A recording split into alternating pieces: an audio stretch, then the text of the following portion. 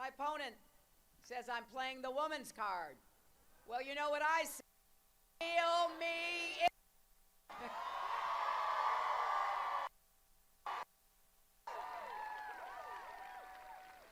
You know, if you believe all of our kids should have good schools and good teachers, no matter what zip code they live in, you have to vote. If that we can make college affordable for every young.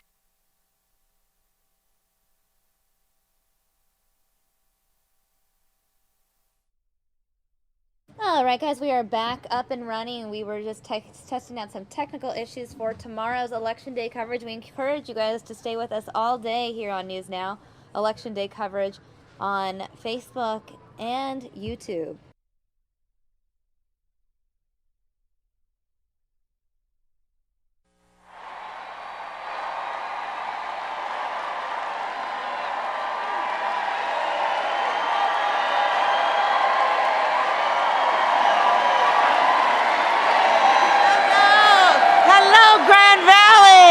All right. Go Lakers. All right. You know, it is so exciting to be here. Are you guys excited? I am excited. I am so excited. It's always great to be here on campus. And, you know, thank you. I love you, too. You know, I just first want to say, President Haas is in the back greeting our next president, Hillary Clinton, and I just want to say congratulations to everybody on campus. So many exciting things are happening here, including the expansion of your health campus. So way to go, Grand Valley. Way to go. Okay, it's countdown time. You know, elections are the great equalizer. That's what's so great about America. It doesn't matter if you're a billionaire or if you've got a nickel in your pocket. Tomorrow, everybody's vote counts the same.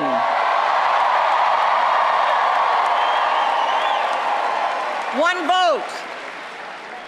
Now, that also means that when we don't vote, we give our power as citizens to somebody else. Why would we do that, right? We're going to vote. We're going to vote. Now, I have to tell you, I'm not sure where she is right now. I have my secret weapon, my mom, with me today, and I got to tell you, if everybody has been working as hard as my 90-year-old mom to elect Hillary Clinton, she's going to win in a landslide.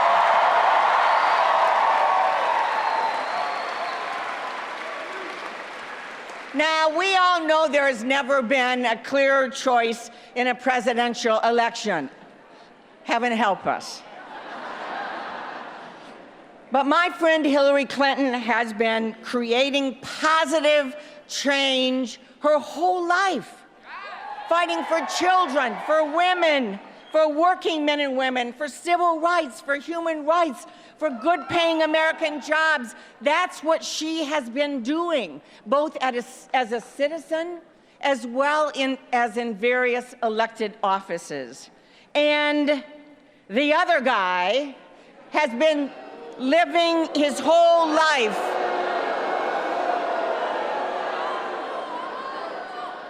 Donald Trump has lived his whole life for himself.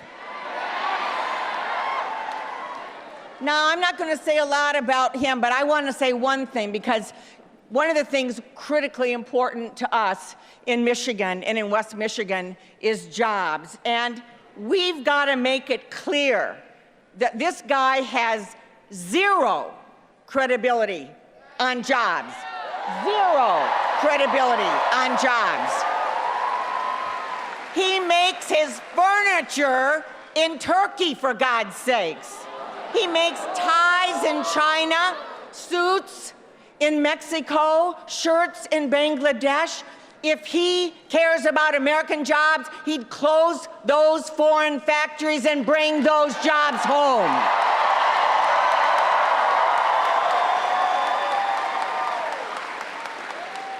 So, if somebody talks to you about change, you can tell them this: the only change Donald Trump cares about is the change in his own pocket.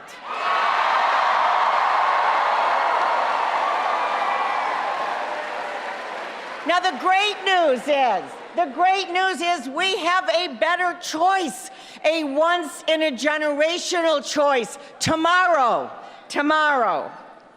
You know, you gave me the honor of becoming your senator in 2000, and I want to thank you.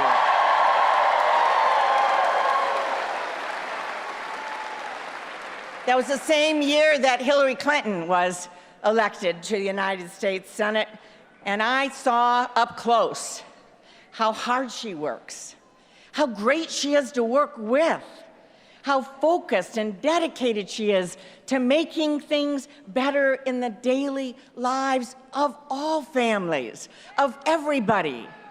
She stood with us to rescue our American auto industry when Donald Trump said, "Let it go bankrupt."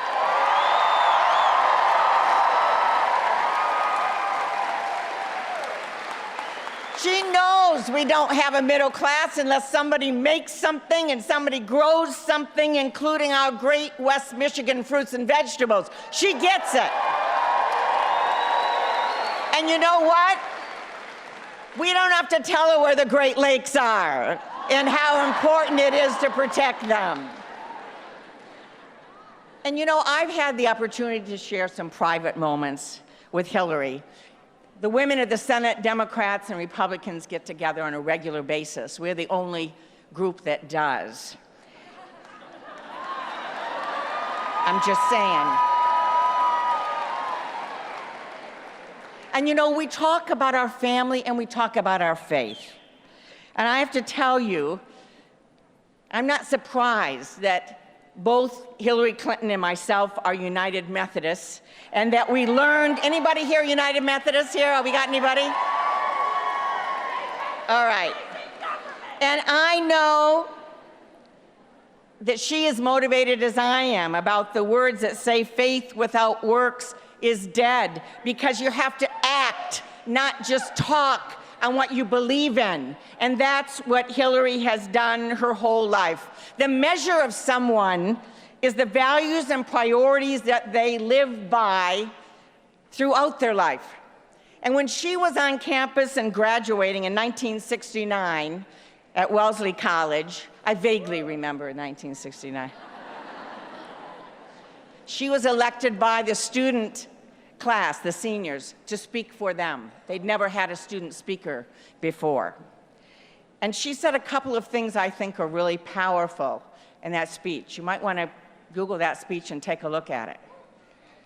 She said, "Our challenge now is the art of making what appears to be impossible possible."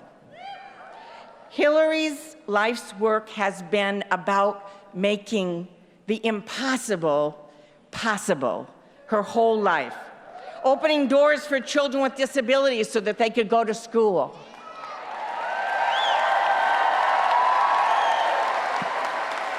Creating a health insurance plan for 8 million children of low-income working families, including over 90,000 children in Michigan.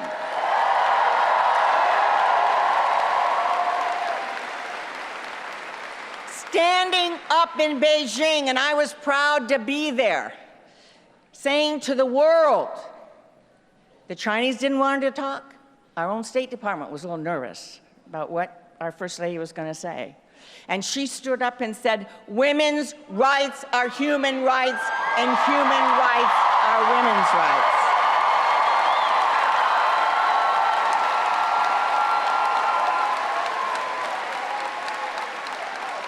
And in her speech, she said something else that I think is so relevant to today. She said, "Fear is always with us, but we just don't have time for it. Not now. Not now. Donald Trump is all about fear and hate speak, reckless, ignorant behavior, pitting people against each other, and Hillary Clinton has spent her life saying, we don't have time for that."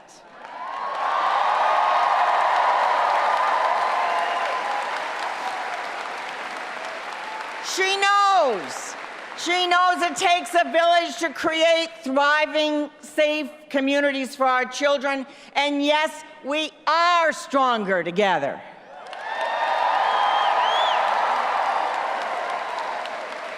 Tomorrow, hard to believe it's tomorrow. Tomorrow, we have the chance, for the first time in our country's history, to truly show every little girl that just like her brother, she can dream the biggest dreams and make them happen in America.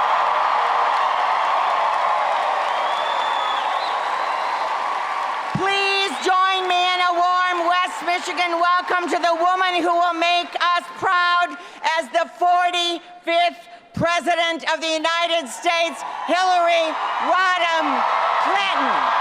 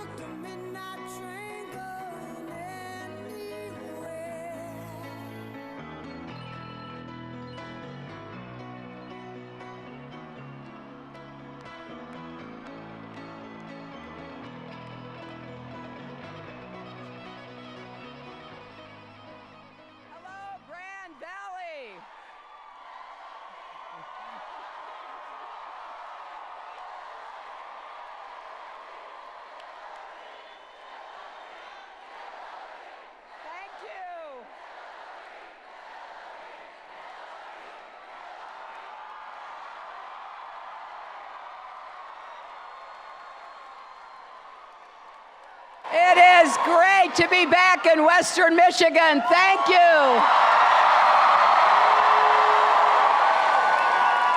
Are there any Lakers here?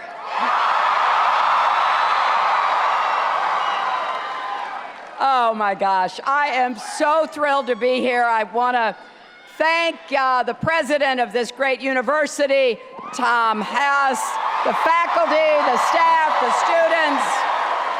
I want to thank Brandon Dillon, the chair of the Michigan Democratic Party. And I especially really want to thank you for sending Debbie Stabenow to the United States Senate. Now, I have also the great personal experience and privilege of having worked with Debbie, gotten to know her, become a friend of hers, and I am so excited. I'm so excited at the possibility that I'll be able to work with her again, but I want you to know this, and I really, really hope you'll tell folks, because there is no more dedicated, effective member of the United States Senate than Debbie Stabenow. She fights for all of you every day, but she does it with that smile that never leaves her face. And she brings people together who are on opposite sides of issues, because she just keeps talking. And don't we need more of that in Washington, where people actually talk and listen to each other? So it's wonderful to be with all of you and to be introduced by Debbie. Are you ready to vote tomorrow, Michigan?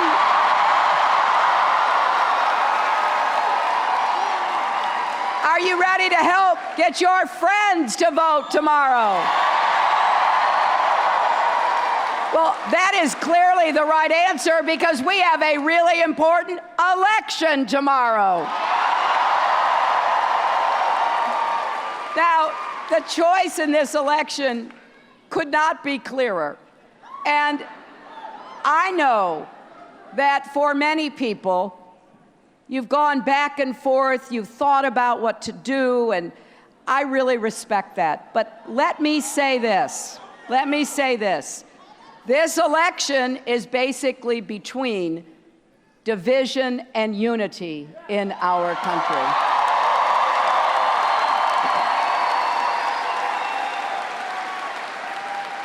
It's between strong and steady leadership or a loose cannon who could put everything at risk.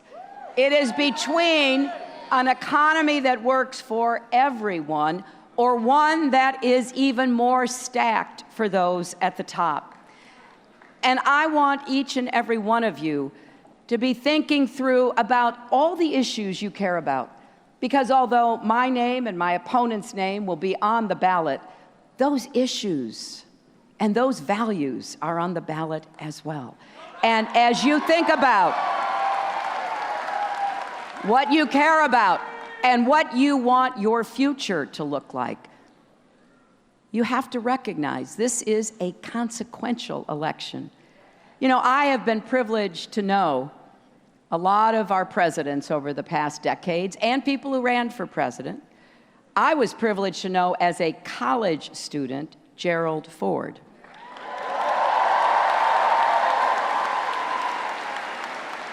In fact, I had an internship with the House Republican Conference Committee, which he headed after my junior year in college. So when I say I've gotten to know a lot of our presidents and people who've run for president, it goes back a ways. And here's what I want you to understand. I didn't agree with everything they did or said. Even the Democrats, we had differences in politics and policies and sometimes on principle, but I never doubted that they were fit to serve as our president and commander-in-chief.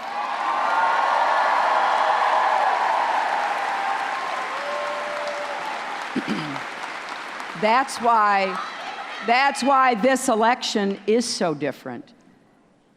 And it's why so many Republicans have spoken out to endorse me and support me, and who have taken very courageous stands against the nominee of their own party.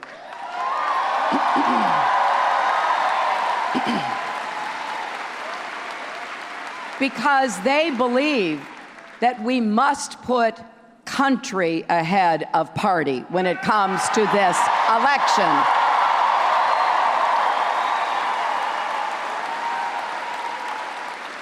You know, I was at Kent State in Ohio last week, and I was introduced by a gentleman by the name of Bruce Blair. And Mr. Blair had served in the Air Force. He was a young officer assigned to be what was called a launch officer. That meant he served his time every day sitting in a bunker where the controls for launching nuclear weapons were housed. And his job, imagine the responsibility, a young Air Force officer in his 20s, waiting to hear whether or not an order is given for him to launch nuclear weapons. And Bruce Blair explained that there is no appeal from a president's order to do that. The Joint Chiefs of our military forces can't say no, don't do it. There's no veto from Congress or anyone else.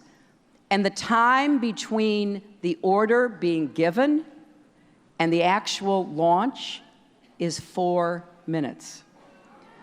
So after watching this election, Mr. Blair began contacting others who had served in this incredibly responsible position to share his concerns about what he was hearing and seeing. And several dozen of them, I'd never met him before, several dozen of them wrote a letter explaining why they could never support Donald Trump to be our commander-in-chief. And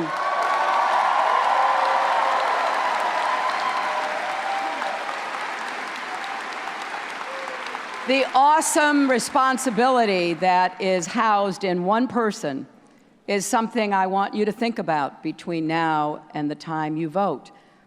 Because I will pledge to you that I will exercise the greatest care and responsibility in all of the powers invested in the office of the presidency.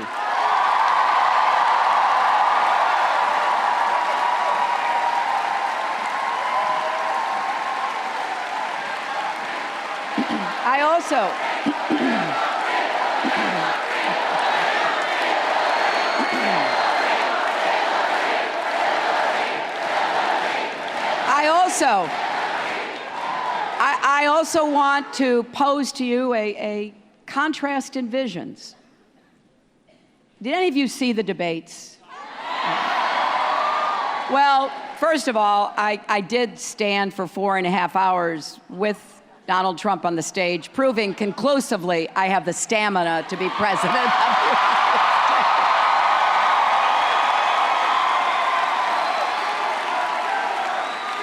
But I have to say, in addition to that, there were so many things that he said that, of course, I sometimes was surprised by. But the theme that ran through of much of his rhetoric was the presentation of a dark and divisive vision for America. Now, I have to tell you, I know we've got problems. I've spent 18 months traveling around our country talking to, by now, hundreds and hundreds of thousands of people, hearing what's on people's minds. We've got challenges, but America's always had challenges. And since when do we become pessimistic and not able to think about what we can do to overcome those challenges and solve those problems together?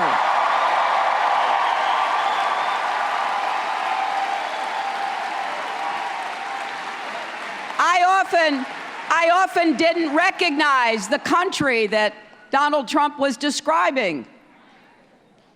Because from my perspective, looking back at our history, we have a tremendous opportunity ahead of us. Yes. And you can vote for a hopeful, inclusive, big-hearted America that will set the stage for an even better future. And I want to say, especially to the students who are here, I really believe that America's best days are still ahead of us if we reach for them together.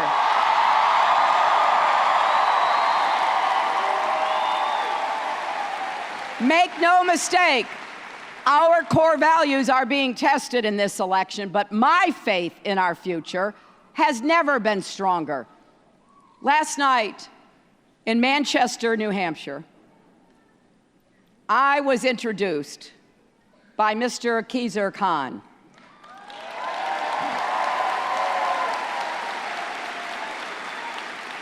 Some of you know or remember that his son, Captain Khan, serving in the United States Army, was killed serving in Iraq. And like at the Democratic Convention this summer, he spoke powerfully about what America means to him and how we have to defend our values and our Constitution that are the envy of the rest of the world. People look at us with yearning. They see that we are a beacon of freedom, hope, and opportunity for people right here at home.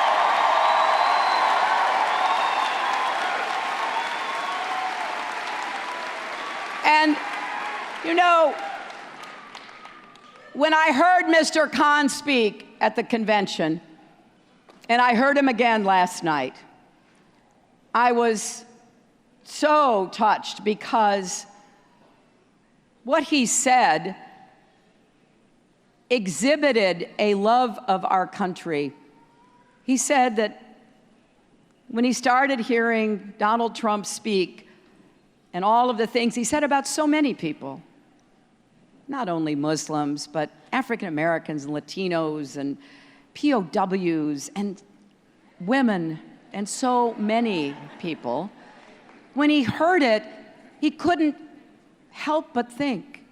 As he walked around his house, he has a room where his son's medals, he got the Bronze Star and the Purple Heart, where the flag that was draped on his coffin is respectfully presented in the box that he was given it in.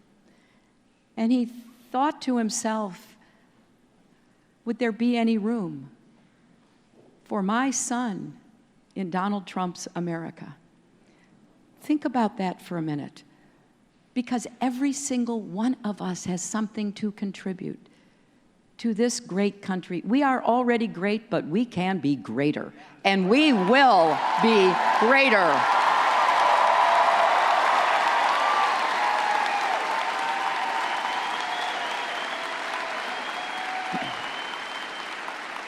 I love our country, and I believe in the American people, and I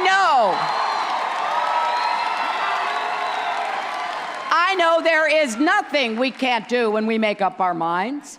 Throughout our history, generations of Americans have risen together to meet the tests of their time. They defended democracy. They built the greatest middle class the world has ever known. They marched for civil rights and voting rights, for workers' rights and union rights, for LGBT rights, rights for people with disabilities.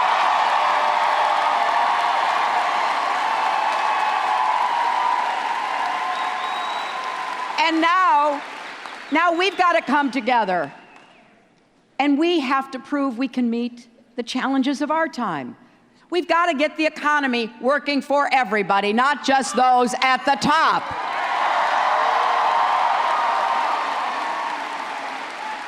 If you believe, as I do, that America thrives when the middle class thrives, then you have to vote tomorrow.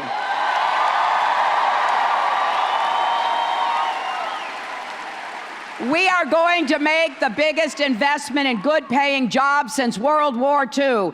Jobs in infrastructure, our roads, our bridges, our tunnels, our ports, our airports, our water systems. These are jobs we need doing in America, and they are jobs that cannot be exported. They've got to be done right here in Michigan and across our country. And we are going to invest in new jobs in advanced manufacturing. I am not one of these folks who think, well, we just can't make it in America anymore. And I'll tell you why. Because if we have a plan and we actually commit to fulfilling that plan, we can lead the world in precision machining, in 3D printing. We're not competing for low-wage jobs. We're competing with Germany for high manufacturing, high-skilled jobs.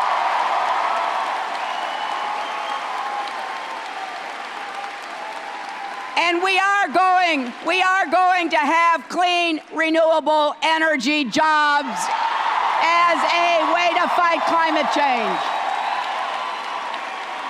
Now, as you heard, my opponent chose to make many of his products overseas. And as I pointed out in the last debate, he buys cheap Chinese steel and aluminum instead of good American steel made by American steel workers. He's gone all over this country, and he's gone all over Michigan, talking about how he's going to really, get more jobs, and he's going to, bring back what used to be there. Well, I'll tell you what. Look at his record. Don't just listen to his rhetoric.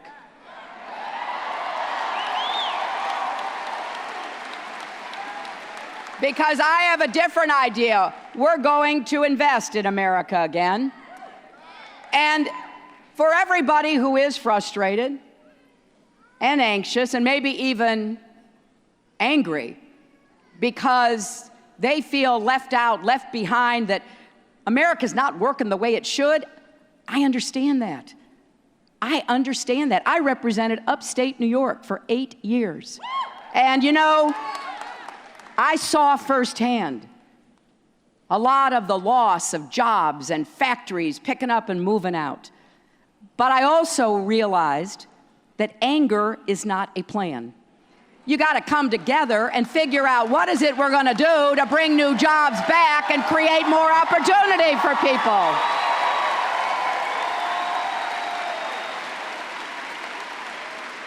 And I'll just tell you, I believe that we've got to defend the American workers' right to organize and bargain for better wages and benefits.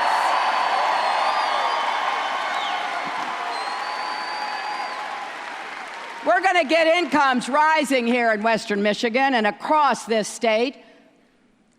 And we're also going to do more to help small business. My dad was a small businessman. He worked really hard. He ran a printing plant that printed fabrics for draperies. And I would, from time to time, help him out. You'd take a silk screen, you'd put it down on the long table, you'd pour the paint in, you'd do the squeegee, you'd pick it up. It wasn't automated. We were the automators. And you'd go all the way down to one table and you go to the other table. So I know how hard people in small business work. And I also know something else. Donald Trump made a lot of money off the backs of small business people and contractors by stiffing them and refusing to pay his bills. And I have said, you know what? I am sure glad my dad never got a contract from Donald Trump, because we could not have afforded that.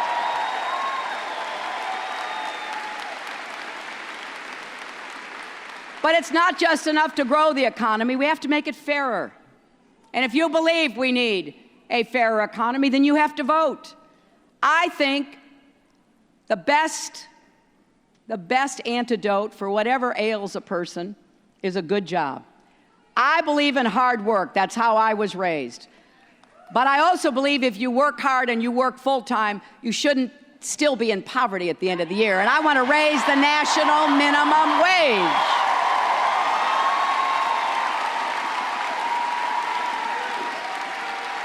And one of the things that I've heard all over America, especially from young families, really from all families, but particularly young families, is how hard it is to do so many of the things that are expected, like where do you find affordable quality childcare? In lots of states, it's more expensive than college tuition. We're going to get the cost of childcare down.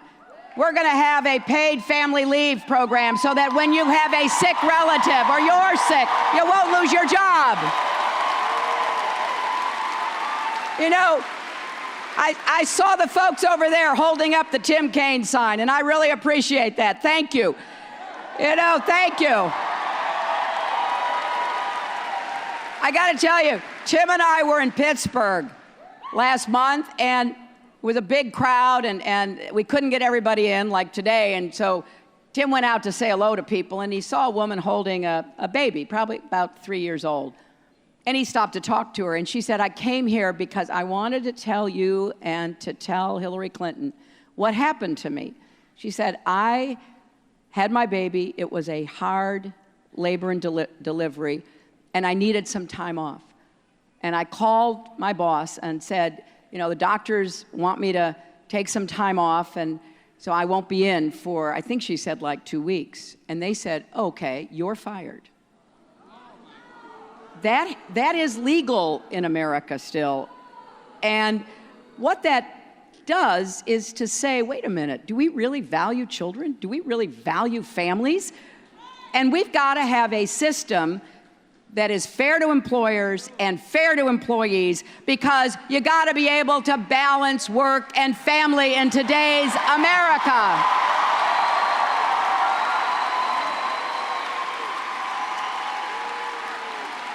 And then finally, I think it is way past time to guarantee equal pay for women's work.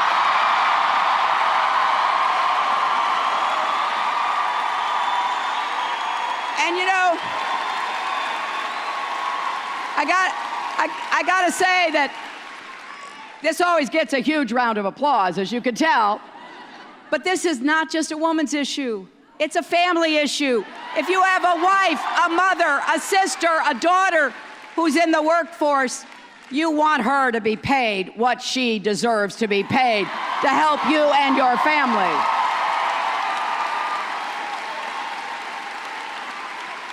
Now, just about everything I've said so far, my opponent disagrees with.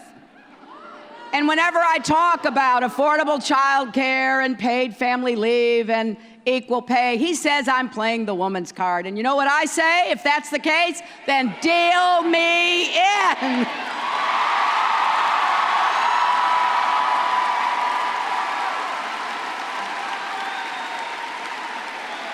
And here's what else I want you to know. It's fair to ask, okay, how are you going to pay for that? That's not only fair, that's necessary to ask. Because I want to be a good steward of your tax dollars, just as I expect you're a good steward of your family budget. I have proposed a very simple formula. I will not raise taxes on anyone making less than $250,000 a year.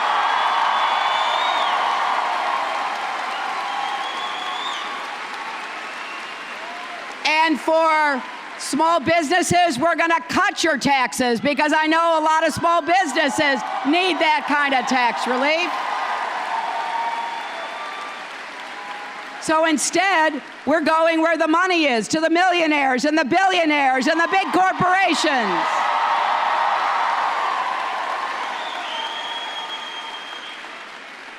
And that is in stark contrast to what Donald Trump has proposed. His whole economic plan is cut trillions of dollars of taxes from millionaires and billionaires and corporations. That is trickle-down economics on steroids. I profoundly disagree.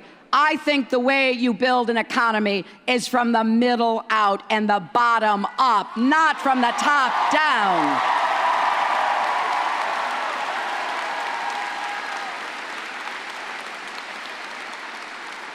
And, you know, when you think about it, Donald hasn't paid anything for 20 years. He's paid zero to support our military, our vets, Pell Grants for students here at Grand Valley, our highways.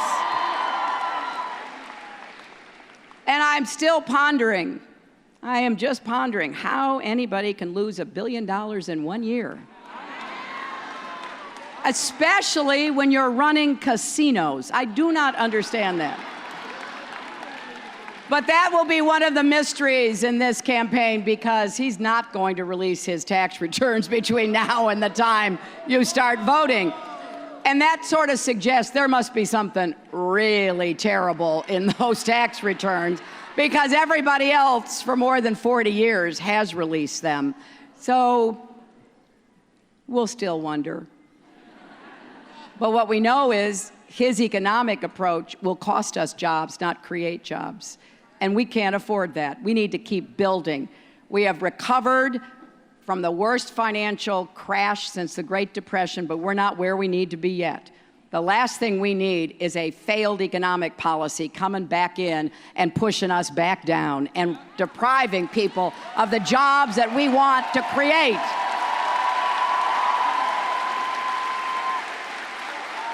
And if you believe all of our kids should have good schools and good teachers no matter what zip code they live in, then you have to vote.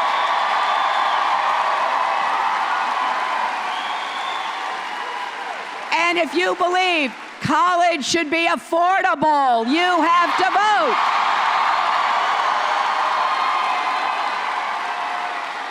Now, I gotta say, I am proud of the campaign that Bernie Sanders and I ran, right?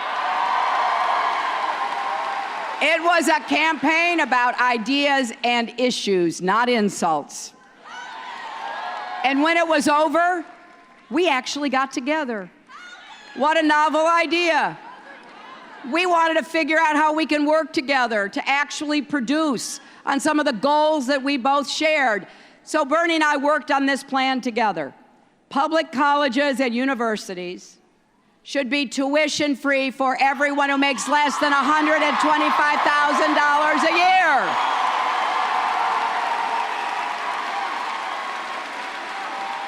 And they should be debt-free for everyone else, because nobody should go into debt.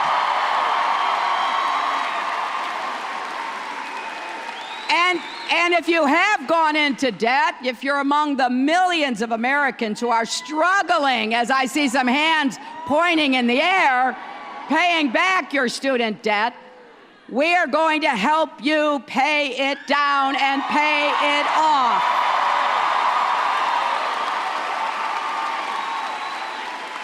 It makes no sense at all.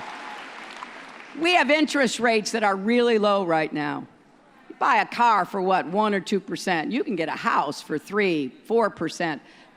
There are so many people who are paying 8, 10, 12 higher, 8, 10, 12% interest. Now where did that, how much? 12.7, 14.1. I got to tell you, friends, that is outrageous. The federal government should not be making money off of sending kids to college.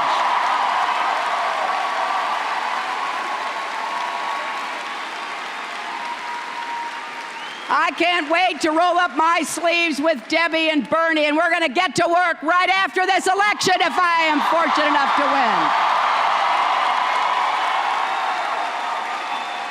win. Look, you see, working for children and families has been the cause of my life, but it's never been more important than it is right now. And this has to be our mission together, doing all we can to help every American, and especially every young American and every child in America, to have the chance to live up to their God-given potential. I will wake up every single day in the White House trying to figure out what I can do to make that a reality for you.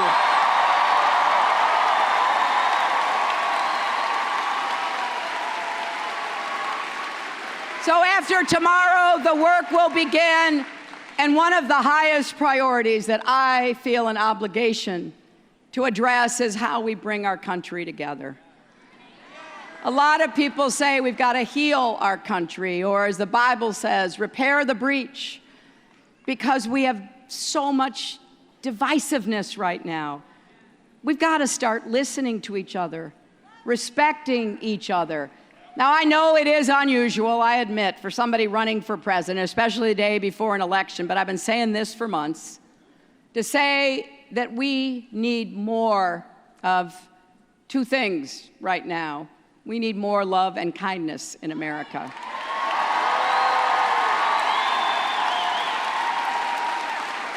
I don't know about you. I don't know about you, but I bet every one of us has received a kindness, and maybe, I hope, we've all extended one. I am standing here today because my mother, who was abandoned by her parents, rejected by her grandparents, went to work at the age of 14 as a maid and a babysitter, was extended kindness, not by those who should have loved her, but by others. The first grade teacher who saw she had nothing to eat at lunch, who began bringing extra food. The woman whose house she went to work in, who knew that my mother wanted to go to high school. She would have been a freshman in high school when she had to leave her grandparents' home, and she got this job. And that woman said, well, I know you want to go to high school. If you get up early and you get your chores done, you can go to high school, but you'll have to come back because we'll need you in the late afternoon. Now, that may sound harsh to say to a 14-year-old, but to my mother, it was a gift. I tell you this because we all have to start thinking about how we want to be treated and what that means about how we treat others. And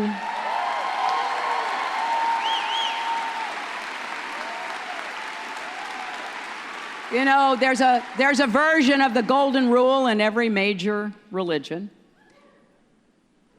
And it is a reminder that every one of us gets knocked down. The question, as my mother would say, is, are you going to get back up? And for people in our country who feel like they've been knocked down and nobody cares, nobody's paying attention, here's what I want you to know. If you give me the honor of being your president, I'm going to do everything I can to get this country and everybody in it back up on our feet, moving forward together.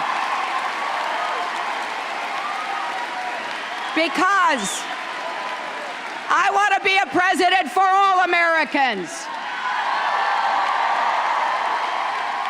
Democrats, Republicans, independents, not just the people who support me, everybody in this country. Because I believe with all my heart, each of us has a role to play in building a better future. So let's take that first step tomorrow. If you don't know where you're supposed to vote, go to iwillvote.com. You can get all the information you need. If you want to help us bringing out the vote here in Western Michigan in the last 24, 36 hours, you can still sign up to volunteer. Go to HillaryClinton.com. Or you can text JOIN, J-O-I-N, to 47246 or stop by one of our offices. We would be really excited to see you, because when your kids and grandkids ask what you did in 2016, when everything was on the line, I hope you'll be able to say that you voted for a better, stronger, fairer America.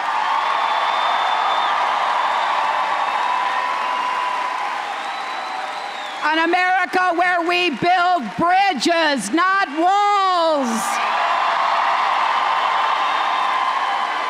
And an America where we prove that, yes, love trumps hate. Thank you all so much.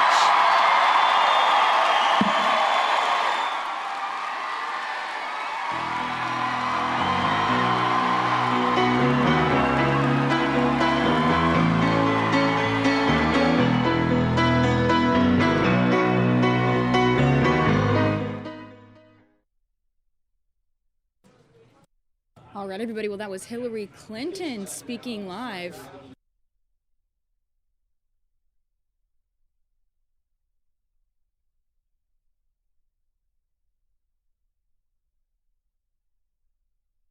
We're now going to take you to a Obama event. It's going to switch to that in just a few seconds here.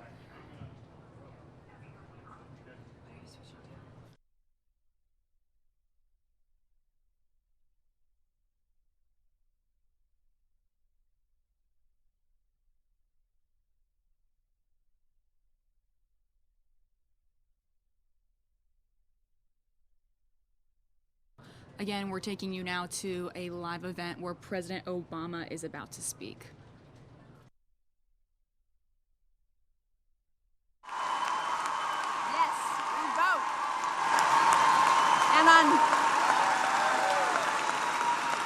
And on Tuesday, we can reject the bigotry, the hatred, the nastiness and name-calling of Donald Trump, and we can instead elect a woman whose knowledge and temperament to do the job, who understands that America is stronger together.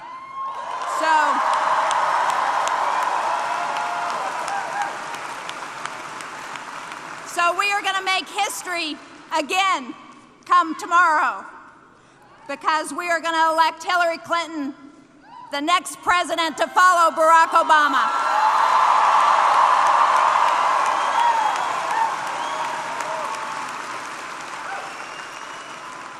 And we're going to return Carol Shea Porter to Congress to serve with Annie Kuster.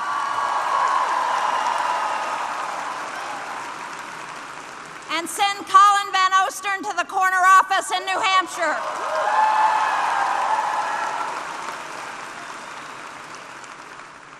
And now, my official job here this afternoon is to introduce our next senator from New Hampshire, Maggie Hassan.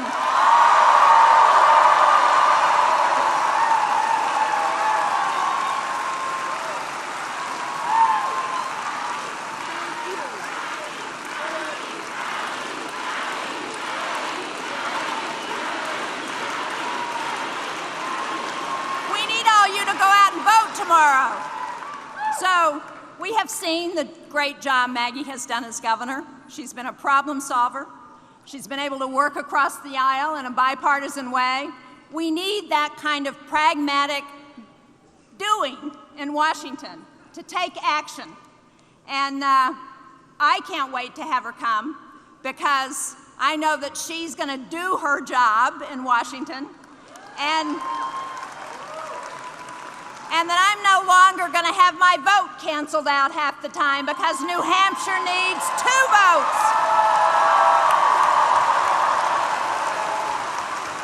So join me in welcoming our next Senator, Maggie Hassan.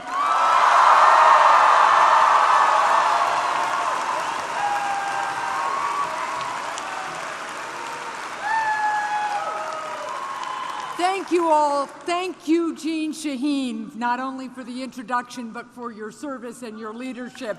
We are so lucky to have Jeanne Shaheen as our senator. And it is so great to be here with so many fired up Granite Staters to welcome back to New Hampshire the President of the United States of America.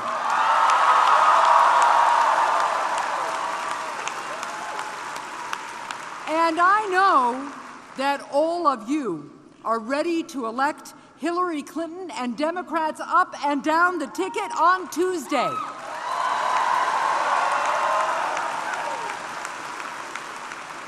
You know, here in New Hampshire, we've brought both parties together in order to build a stronger, more innovative future where education and small businesses drive job creation.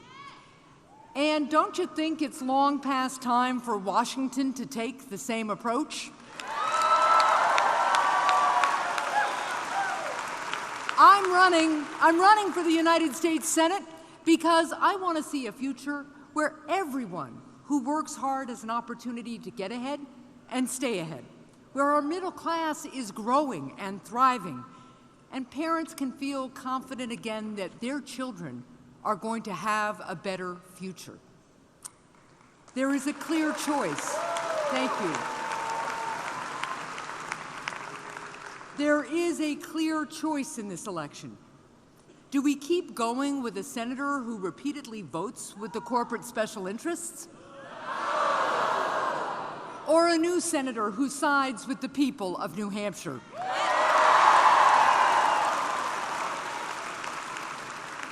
As your senator, I will continue our fight to make college more affordable, to protect our environment, to ensure that women have access to the health services that they need.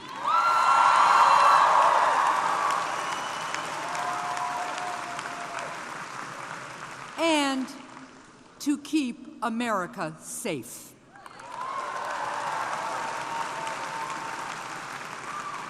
This is the vision that we share as Democrats, what President Obama has fought for and delivered over these past 8 years. And it is the vision that Hillary Clinton will fight for as our next president.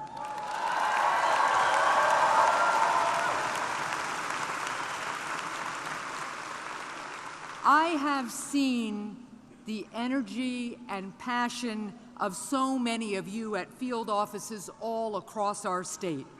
And we've got to keep the momentum going all the way through tomorrow night. And that's why I especially want to thank the thousands of volunteers who aren't here right now, because they're doing just that. They're keeping the momentum going, putting in the work.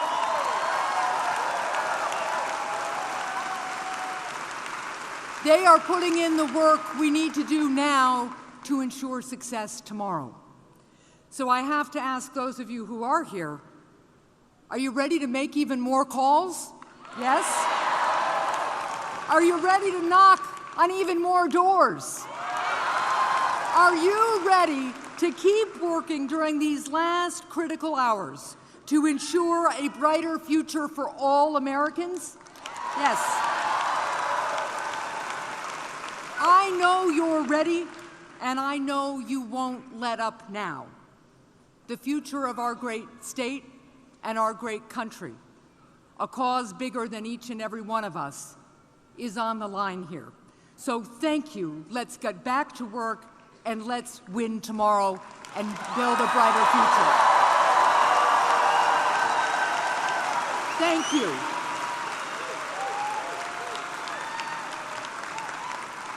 Thank you. Now, it is my honor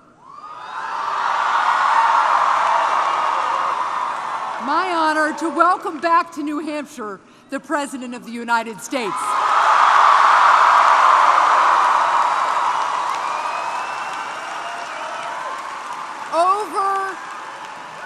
Over the last 8 years, President Obama, be right there. President Obama has fought to grow our economy and to expand middle-class opportunity. He's worked to make college more affordable and to protect Social Security and Medicare. He has stood up for a woman's right to make her own health care decisions. And he's been a champion for equality for all of our citizens. So the progress we've made together, it's on the line tomorrow, and we won't be pulled back now. So please give a warm welcome to President Barack Obama.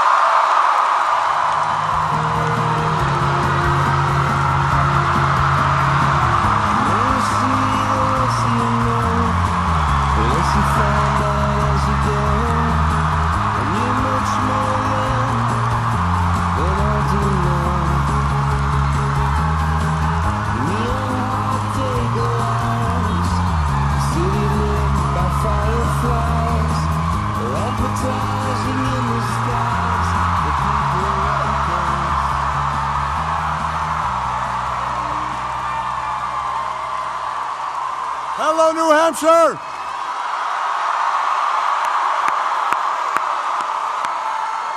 Oh, it is good to be back in Durham. And it's a good day to be a Wildcat.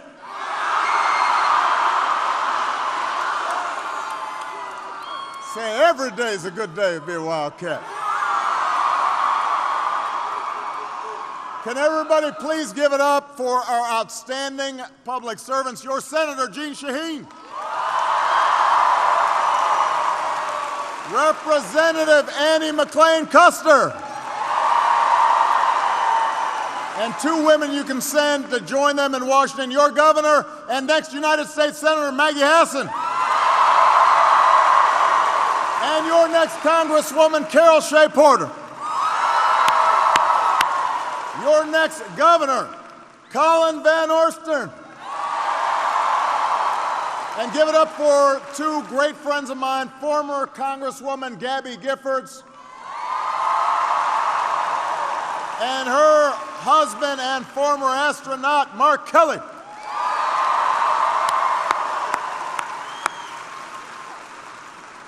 I've got to say, because this is, I think, going to be my last big event. Yes, I mean, we got one in Philly, but you know, Michelle's talking there, so I won't get any attention. So I want to take some time just to thank some very special people who've put everything they've got into this campaign, not just here in New Hampshire, but across America. And that is all the grassroots organizers who work so hard every single day. They don't get a lot of attention. Some of them started on my first campaign. They picked up the phones, they hit the streets. They just live and breathe the hard work of change. I could not be prouder of them. They're the best organizers on the planet, and I could not be more proud of you. So thank you, organizers, for the great work you do. I love you back. I do. So one more day, New Hampshire, one more day. One more day, and you, okay. I can't hear you, but I appreciate you.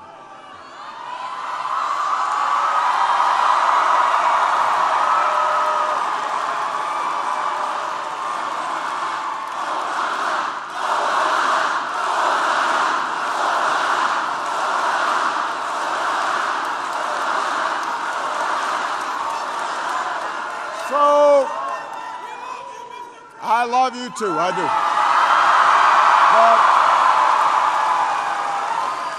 So we got one more day, and we can choose a politics of blame and divisiveness and resentment, or you can choose a politics that says, we're stronger together. Tomorrow you can choose whether we continue the journey of progress or whether it all goes out the window. Think about where we were 8 years ago. Now, I realize some of you were 10. And you know, you were watching Nickelodeon. And I was trying to think back. You know, you had Josh and Drake. You had iCarly. Although in our household, SpongeBob ruled. So not all of you were paying attention, so let me just reprise for you what was going on 8 years ago. We were living through 2 long wars, the worst economic crisis in 80 years. But because of the American people, and because we made some good decisions about what might help working families, we turned the page. Our businesses have turned job losses into 15.5 million new jobs. Incomes and wages are up, and poverty is down by more than any time in the last 30 years. 20 million Americans have health insurance that didn't have it before. We doubled our production of clean energy. We became the world leader in fighting climate change.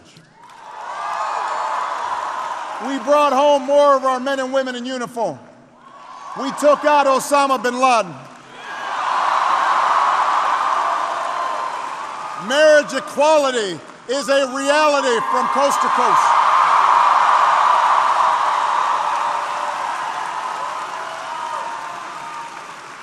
High school graduations at an all-time high. College enrollment at an all-time high.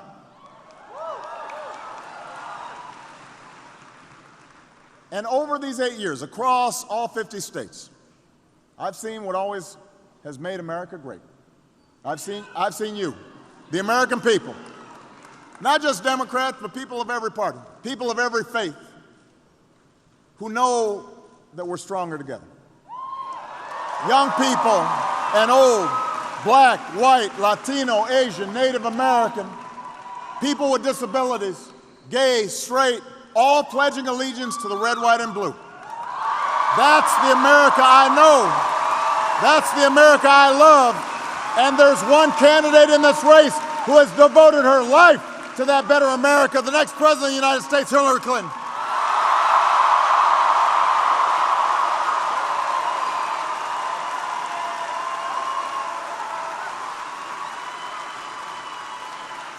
Hillary, Hillary, Hillary.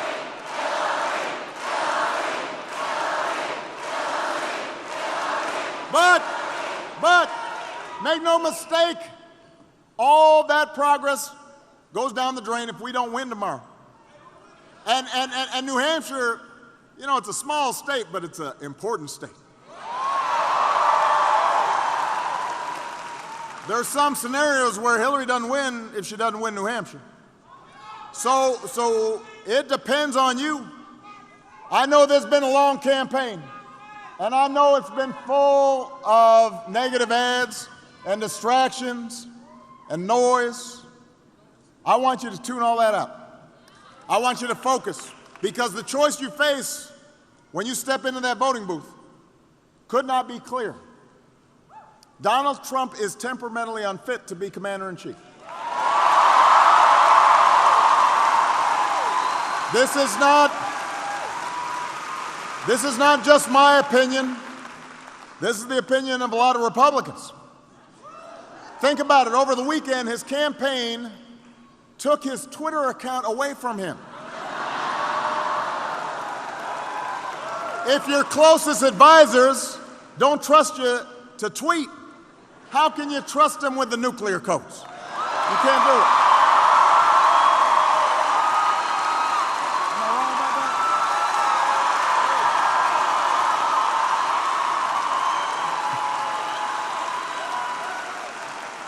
He is uniquely unqualified to be America's chief executive. He says he's a business guy. But we've got a lot of great businessmen and women, including right here in New Hampshire, who don't try to succeed by stiffing small businesses who did work for them or stiffing workers what they owe them. This is the first candidate in decades to hide his tax returns, partly because he hasn't paid any federal income taxes. He thinks that's smart, but that means he's not making a dime's worth of contribution to caring for our veterans, to supporting our troops, to rebuilding our roads, to building up our public colleges and universities. Don't boo! Boo! You know, he can't.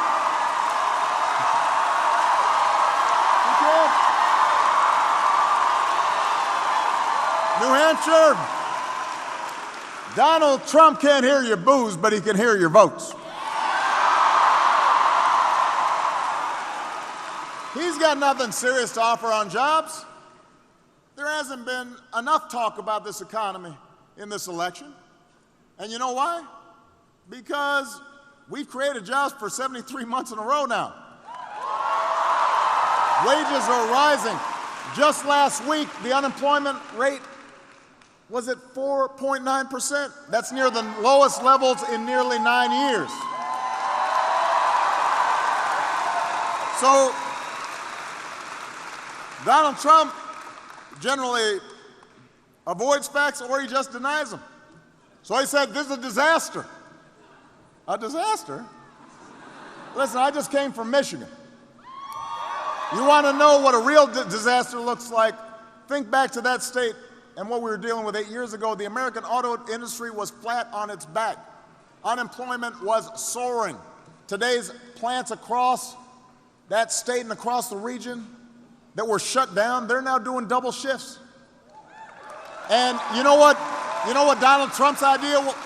Donald Trump's idea for the auto industry, he actually suggested that Michigan should send its auto jobs to states that pay their workers less, and by making Michigan workers suffer, they'd have no choice but to accept less pay if they wanted to get their jobs back. Does that sound? Don't boo. What are you supposed to do? Boo. Does that sound like somebody who actually cares about working people? New England's lost mill jobs over the years. Would that be a good way to bring them back? Just send them down to places where they pay them less? Look, we got manufacturing growing again over these last 8 years, first time since 1990s, and Hillary's going to keep that going. She's put forward the biggest investment in new jobs since World War II. She's got plans to grow manufacturing, boost people's wages, help students with college debt. That's why she should be the next president of the United States.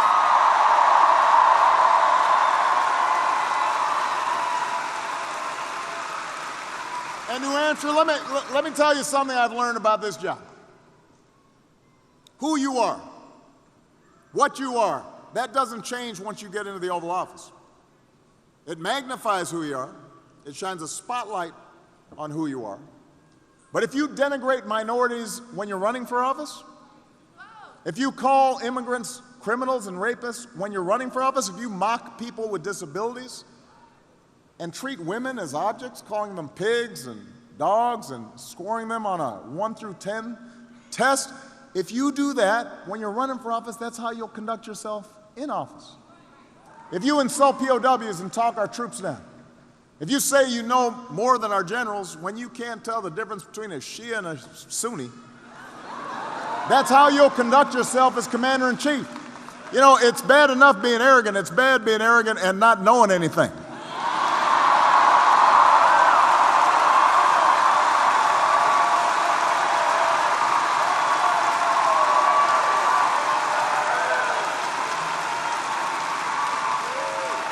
if you accept the support of Klan sympathizers saying, well, I don't know what they're about, then that's how you'll be thinking when you take office. If you disrespect the Constitution, threatening to shut down reporters that don't write things you don't like, threatening to throw your opponent in jail in the middle of a presidential debate. If you discriminate against people of different faiths, that happens in other countries, but not this one. This is the United States of America. We've got a Constitution.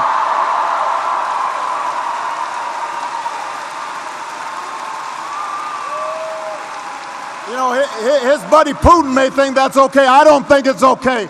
The American people don't think it's okay. Come on. Donald Trump is uniquely unqualified to hold this job. And the good news is, New Hampshire, you are uniquely qualified to make sure he does not get this job. But you got to vote. You got to vote tomorrow. And the good news is you don't just have to vote against someone. You've got a candidate who's actually worthy of your vote, who is smart and tested and probably the most qualified person ever to run for this office, and that is Hillary Clinton.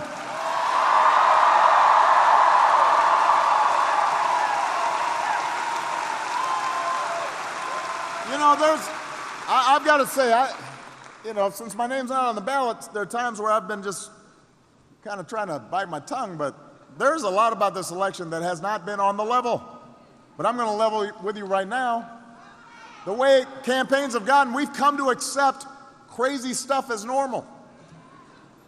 And you see this strategy of just repeating attacks and outright lies over and over again, but it gets churned in social media and Facebook, and no matter how false they are, they just create this cloud of dust. And so I've had to bite my lip and just listen to some of the nonsense that's been said about Hillary. I know Hillary. I ran against Hillary. She worked for me. This is somebody who has dedicated her life to making this country better. This is somebody who cares about working families because she comes from a working family. Think about how she got her start as a young woman, not much older than most of the folks here. While Donald Trump and his developer dad were being sued by the Justice Department for denying housing to African American families, Hillary was going undercover from school to school to make sure minority kids were getting an equal shot at a good education. And she has not stopped fighting. She has not stopped fighting for justice. She has not stopped fighting for equality. She has not stopped fighting for kids ever since. She will be a smart and steady president. And unlike her opponent, she actually respects working Americans. She will work her heart out to create jobs that families can live on and child care you can afford. She'll fight for equal pay for equal work. She'll make sure that we've got a higher minimum wage and family leave that's paid so people can afford to use it, and make sure that this economy works for everybody. And unlike her opponent, she actually knows what's going on in the world. She's traveled around the world. She's respected around the world. She'll work her heart out to keep America respected and strong and safe. And she will not turn people against each other just to win an election. She'll be a leader for all of us, even those who don't vote for her, because she knows we are stronger together. But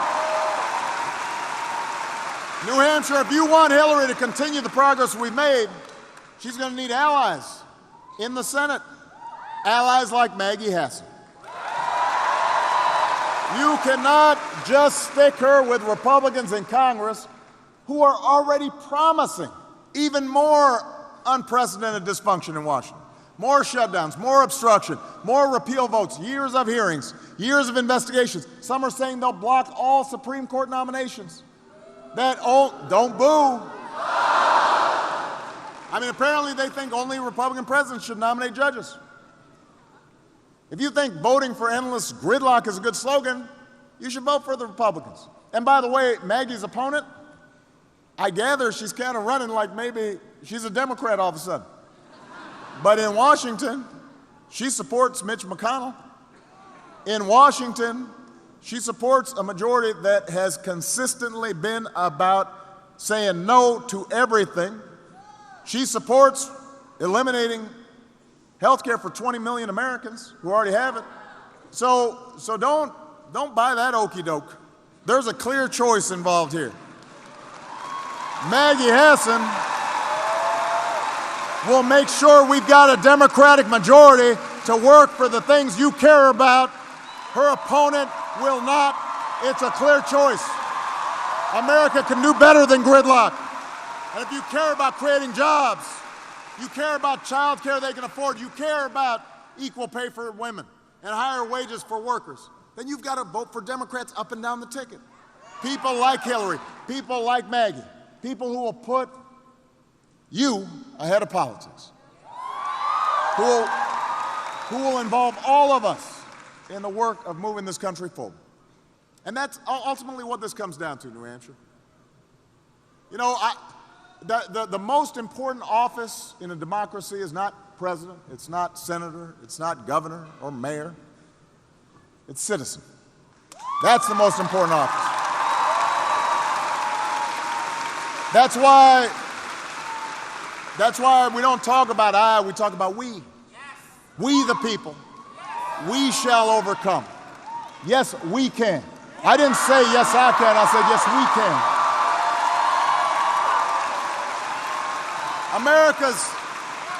America's never been about what one person says he'll do for us. It's about what we do together through the slow and, yes, sometimes frustrating, but ultimately enduring work of self-government. This is where you come in. You hold the most important office in a democracy. It depends on you. Even when the odds are steep, even when the road is long, it's been ordinary people who've made the difference. That's how patriots chose revolution over tyranny. The GIs who defeated fascism around the world, they were your age. Women finding the courage to reach for the ballot. Marchers crossing a bridge in Selma for their dignity. Workers organizing, collective bargaining, and better wages. You make these things happen. We hold these truths to be self-evident, that all men are created equal, that we are endowed by our Creator with certain unalienable rights. In this country, you don't have to be born of wealth or privilege to make a difference. You don't have to practice a certain faith or look a certain way to bend the arc of history. And that's what makes America exceptional. That's what's always made America great. So with whatever credibility I've got after 8 years as your president, I am asking you to trust me on this one.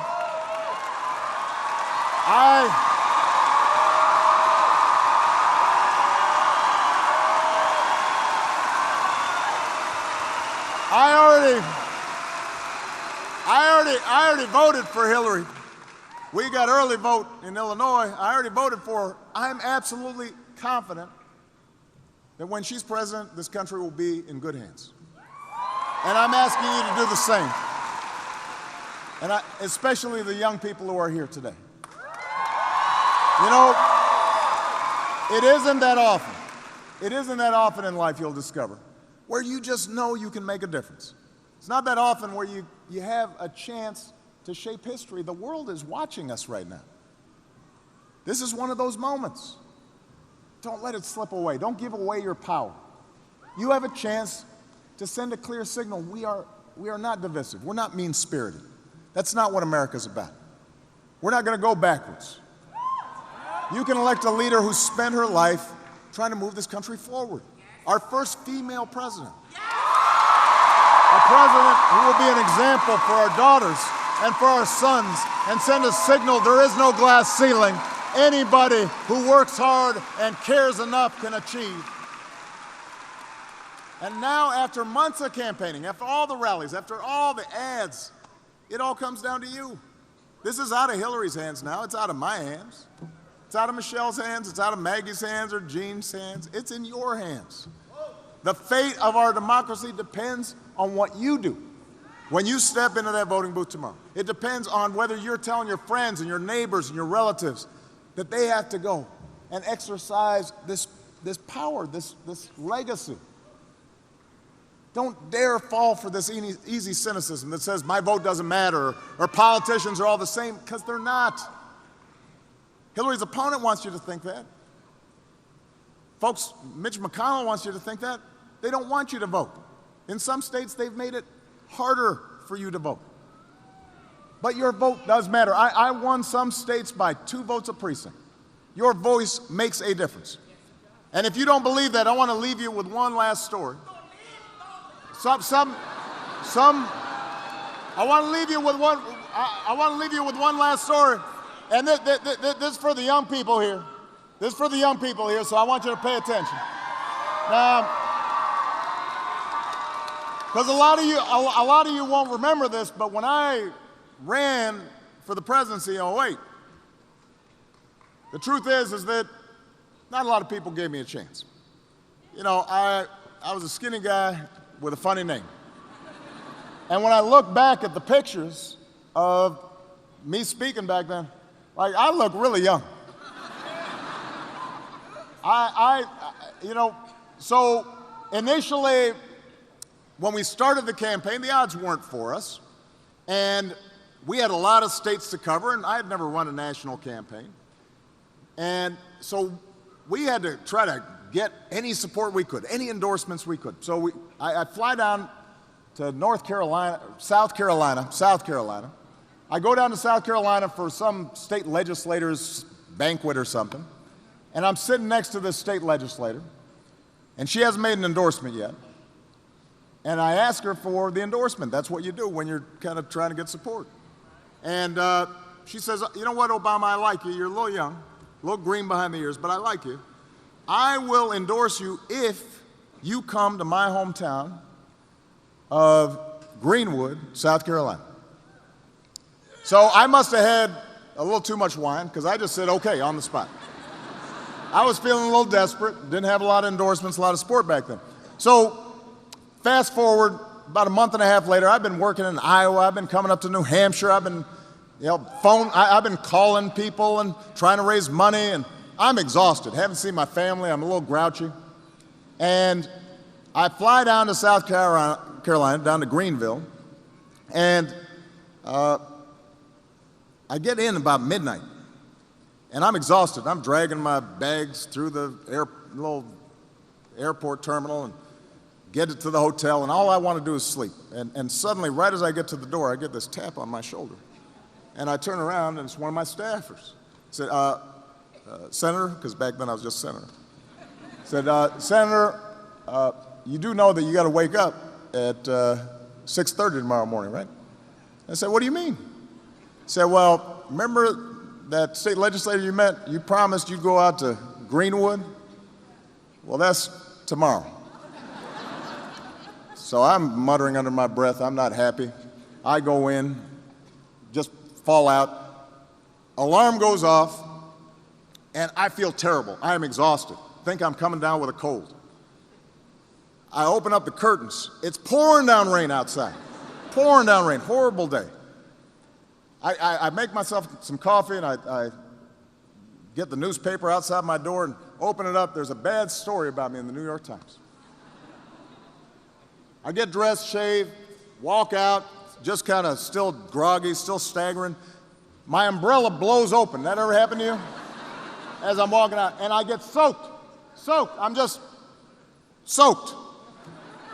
I get in the car. I say, all right, how long is it going to take to Greenwood? An hour and a half. An hour and a half. So we're driving, and we're driving, and we're driving. Doesn't seem like we're going anywhere. Sheets of rain are pouring down. And finally, we get to Greenwood, although you can't tell, because there's really no buildings in Greenwood that are more than like 2 stories high. And there are just a couple of little stores, and there's like one stoplight. And we pull up to this little park field house. And I get out, and I'm sloshing around the rain, and my socks are wet. And I walk in, and I've driven an hour and a half, And there are like 15, 20 people there. 15, 20 people. And I will tell you, they didn't look any happier to see me as I did to see them. They were wet and damp, and they weren't really excited. They didn't know why they were there. And so I go around the room and I say, how do you do? What do you do? And talk to everybody. But they're not really feeling it right now. And so I'm about to make my pitch. I'm trying to muster myself up. Let me make the best of this. I'm going to do it quick, and then I'm going to get out of here. And suddenly I hear this voice from the back just shout, "Fired up!" And everybody in the room says, "Fired up!"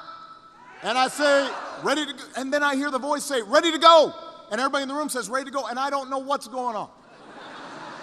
I think these people are crazy. Maybe I shouldn't have come here. And then I look in the back of the room, and there's this middle-aged woman, and she's dressed like she just came from church.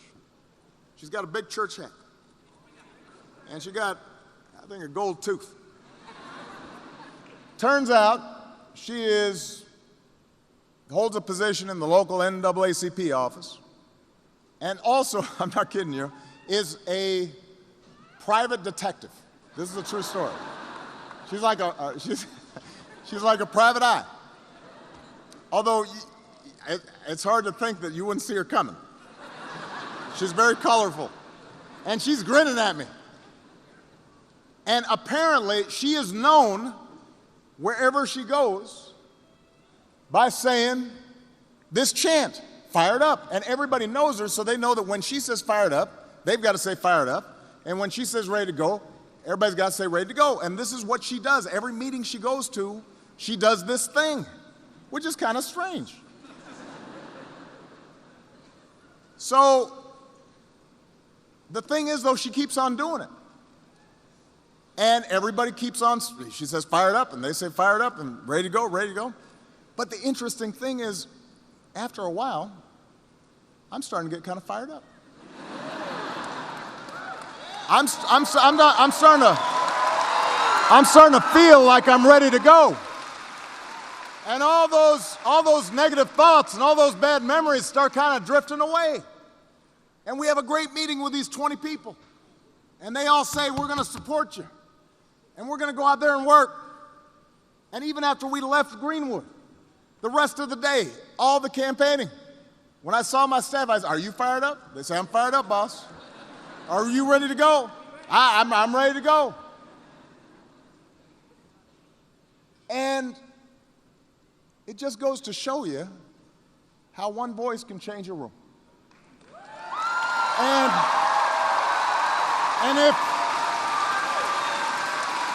And if it can change a room, it can change a city.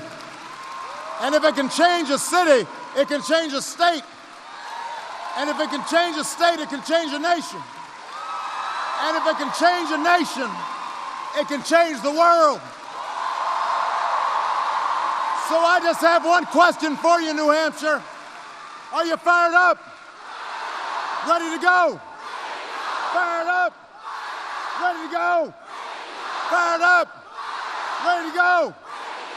Let's go finish what we started. Let's elect Hillary Clinton. Let's elect Mackie Asson. I love you, New Hampshire. God bless you. God bless the United States of America.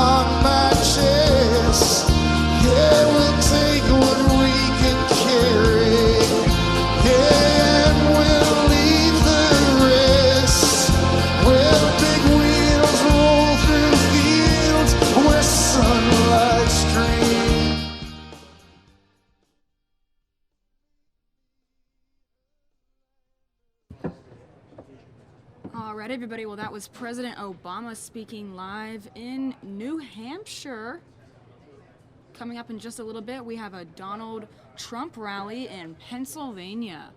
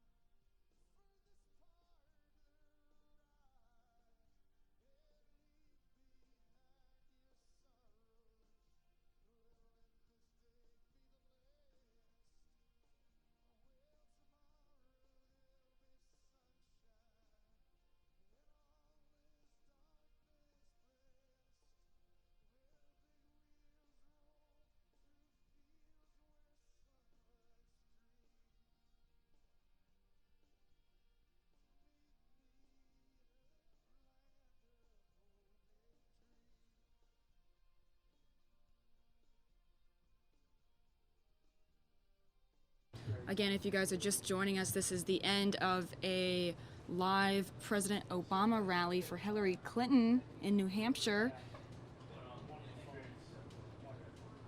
And in just a few moments, we'll have a Donald Trump rally live in Pennsylvania.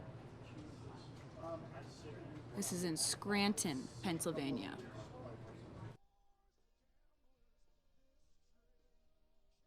So let's take you there now to a live look. This is in the rally center where Donald Trump's going to be speaking soon in Scranton, Pennsylvania.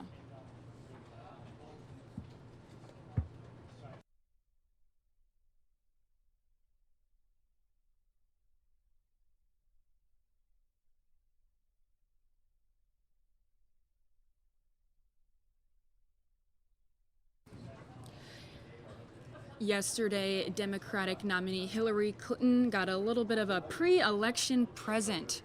She's officially off the hook for all that email drama. Now here's a little bit of background on that. Over the summer, the FBI finished an investigation into whether or not Hillary mishandled some classified information while using a private email server when she was Secretary of State. The feds recommended no charges against her until last month, when FBI Director James Comey said, hold on, turns out the feds had found more emails that might have been linked to Hillary and that private email server. But then, what happened? Well, the FBI started pulling all-nighters to read through thousands of emails linked to Hillary Clinton. Comey also got a lot of heat for potentially swaying voters for making his announcement so close to Election Day. Some people even accused him of breaking the law that prevents officials from using their authority to influence elections. Meanwhile, Republican nominee Donald Trump started gaining on Hillary in the polls.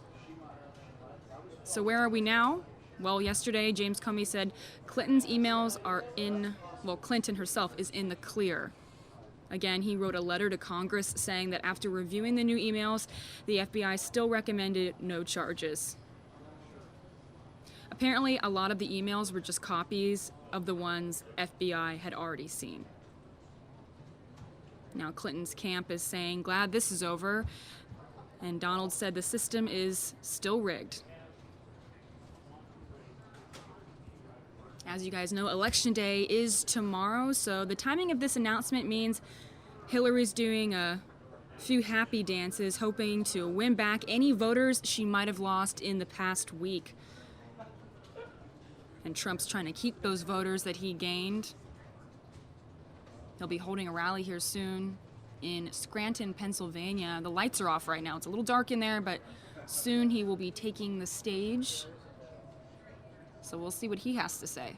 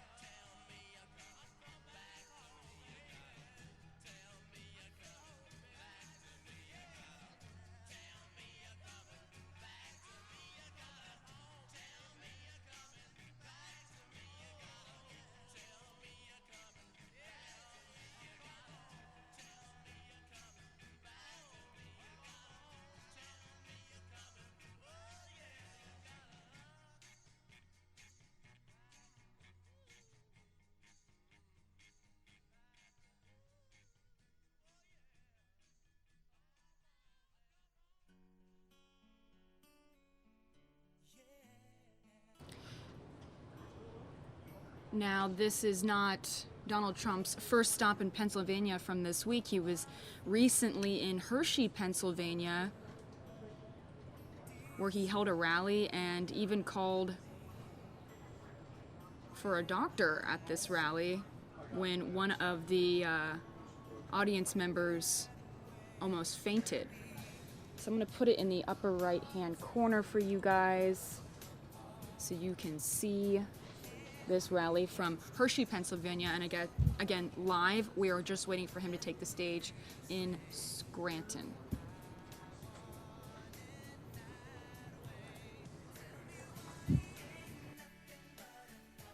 I love this land. God bless the USA.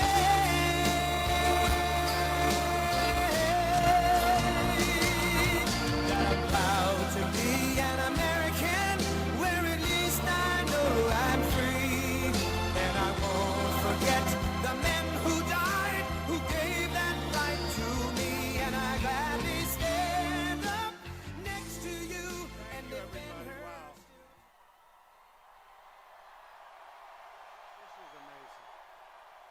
This is amazing. Unbelievable. Thank you very much.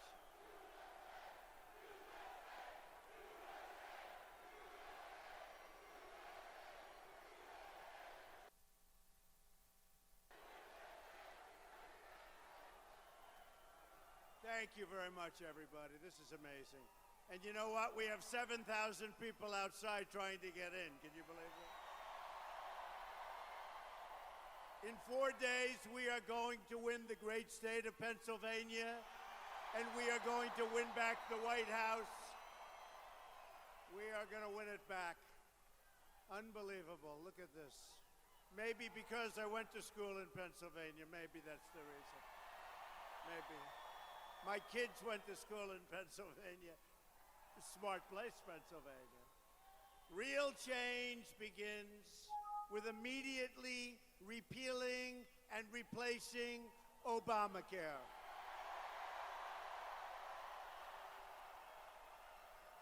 It's just been announced that the residents of Pennsylvania are going to experience a massive double-digit premium hike. No good.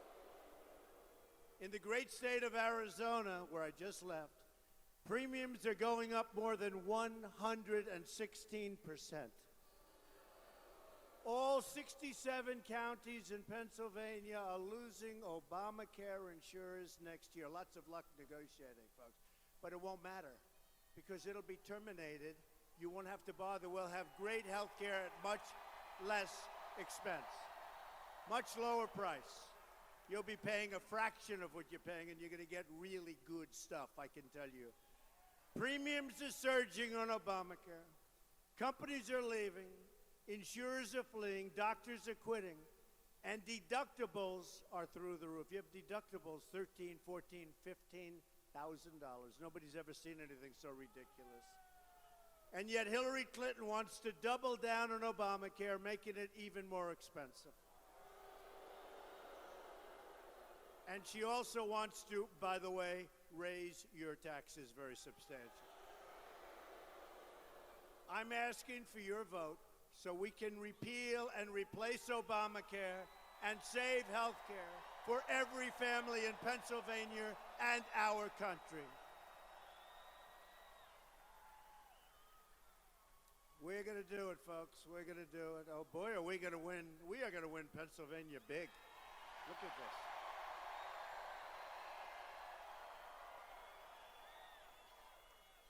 I hear we set a new record for this building. And by the way, I didn't have to bring J-Lo or Jay-Z. The only way she gets anybody. I'm here all by myself. I am here all by myself. Just me, no guitar, no piano, no nothing. But you know what we do have? And it's all of us, it's all the same. We all have great ideas and great vision for our country. That's what we have. So I know we have two of our great congressmen here, Tom Marino Lou Barletta, they're here. Where are they? No, we love them, folks. They're great. Real change also means restoring honesty to our government. As you know, the FBI has and you know this. Has anybody heard? Has anybody heard? Just a little rumor. Just a little rumor. I think a couple of you have heard. As you know,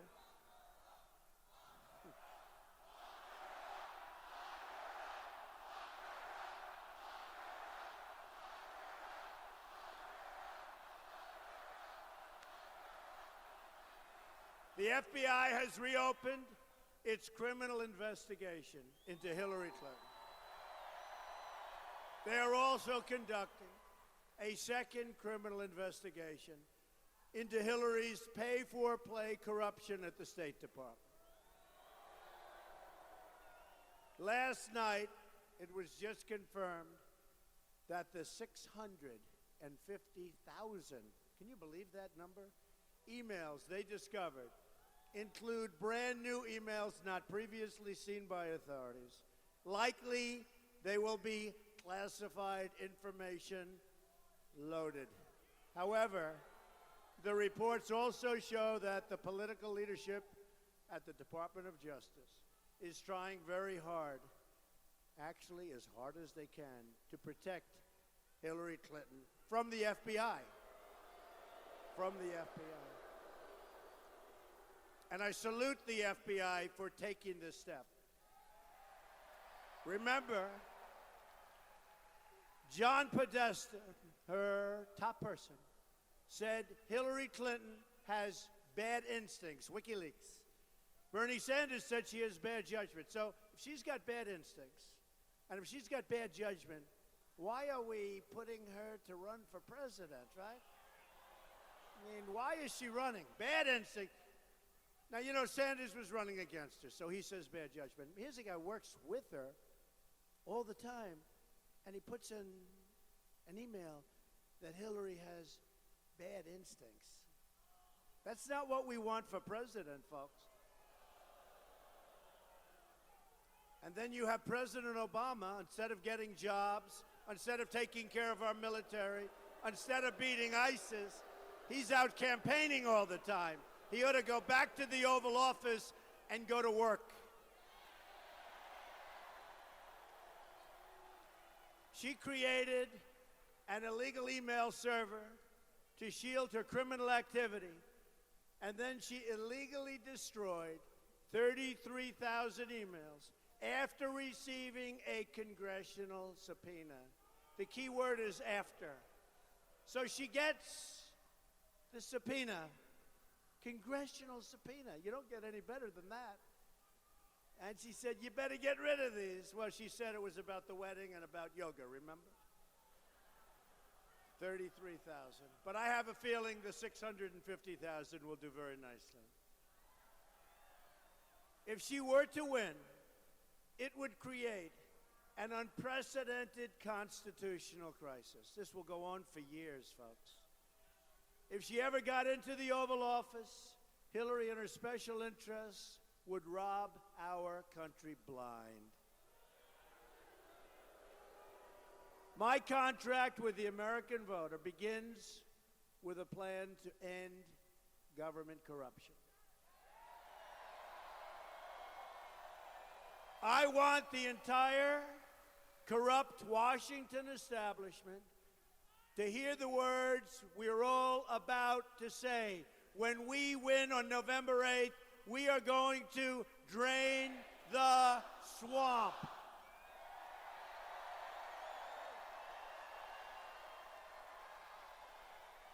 I keep telling people I hated that expression. I said it's so hokey. And then one group heard it, they went crazy. Another group heard it. Then we had a big, big rally in Florida. They went crazy about it. And now I love it. It's true. It's very accurate. At the core of my contract is my plan to bring back our jobs.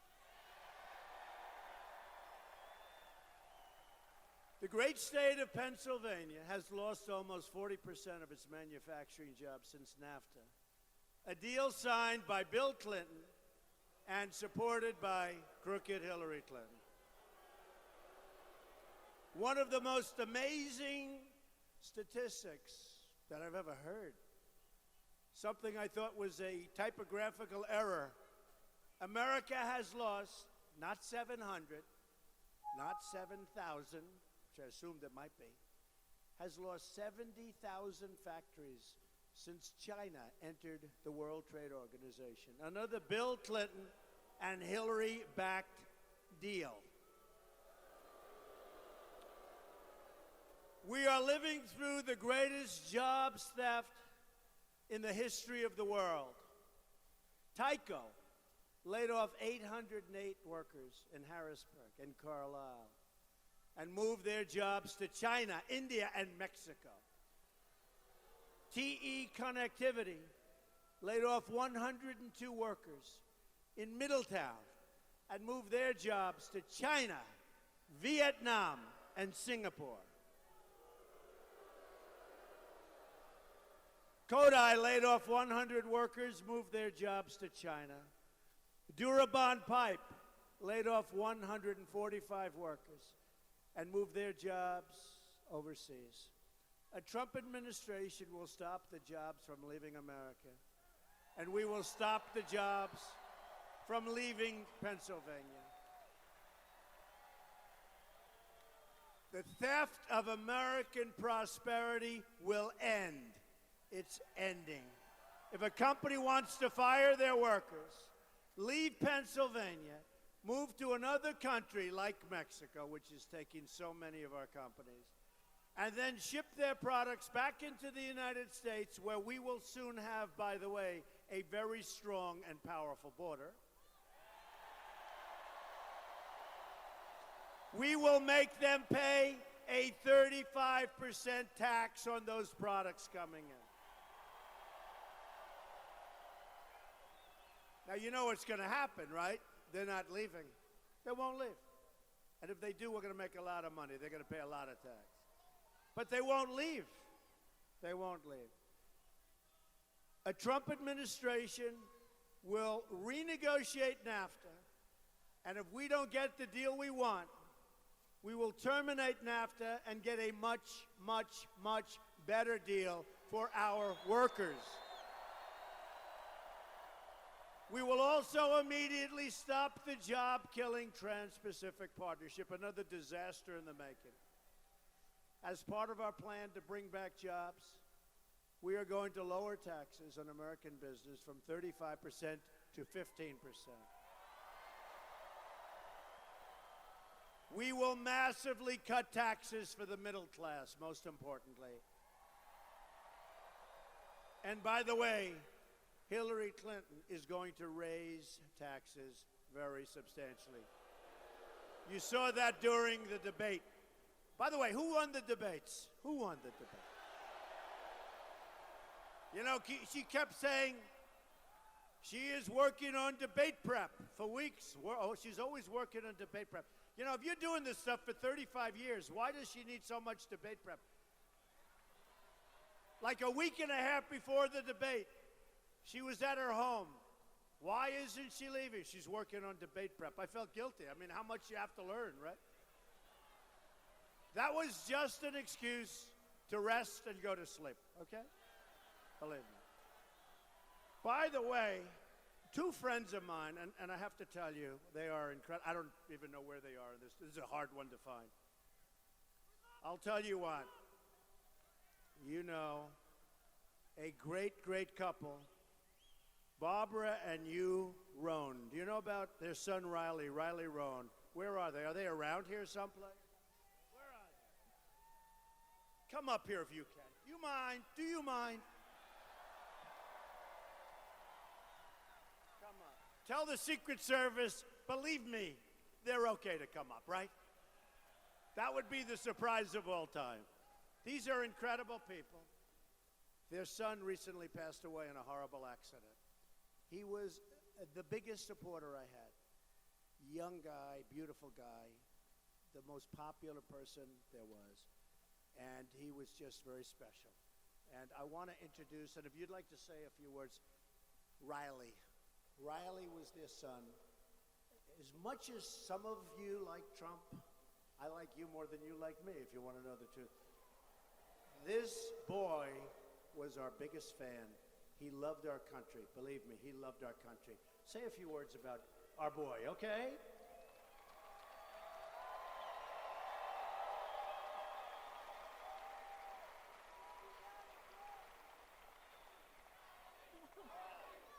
They know him.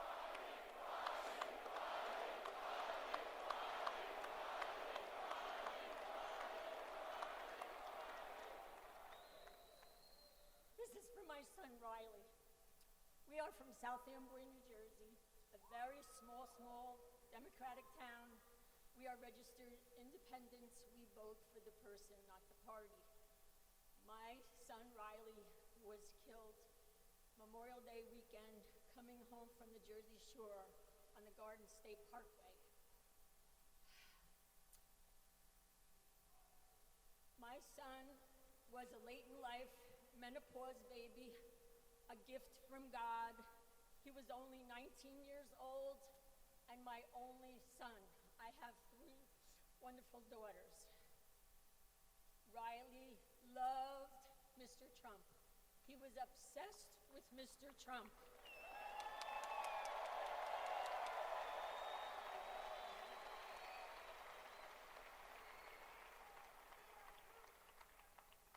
When there were 17, Riley said, Mr. Trump is the nominee.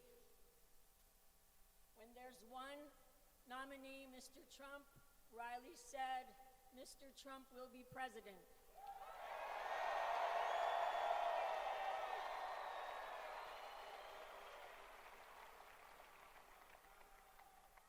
In Riley's obituary, Mr. Trump was mentioned because Riley loved or loves Mr. Trump.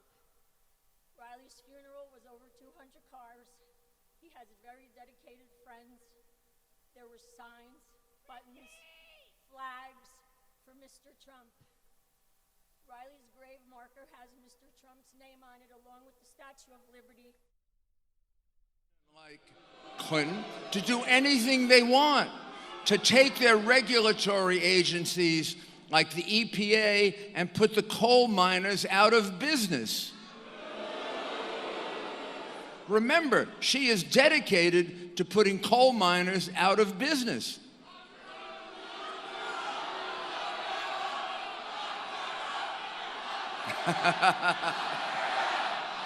I haven't even talked.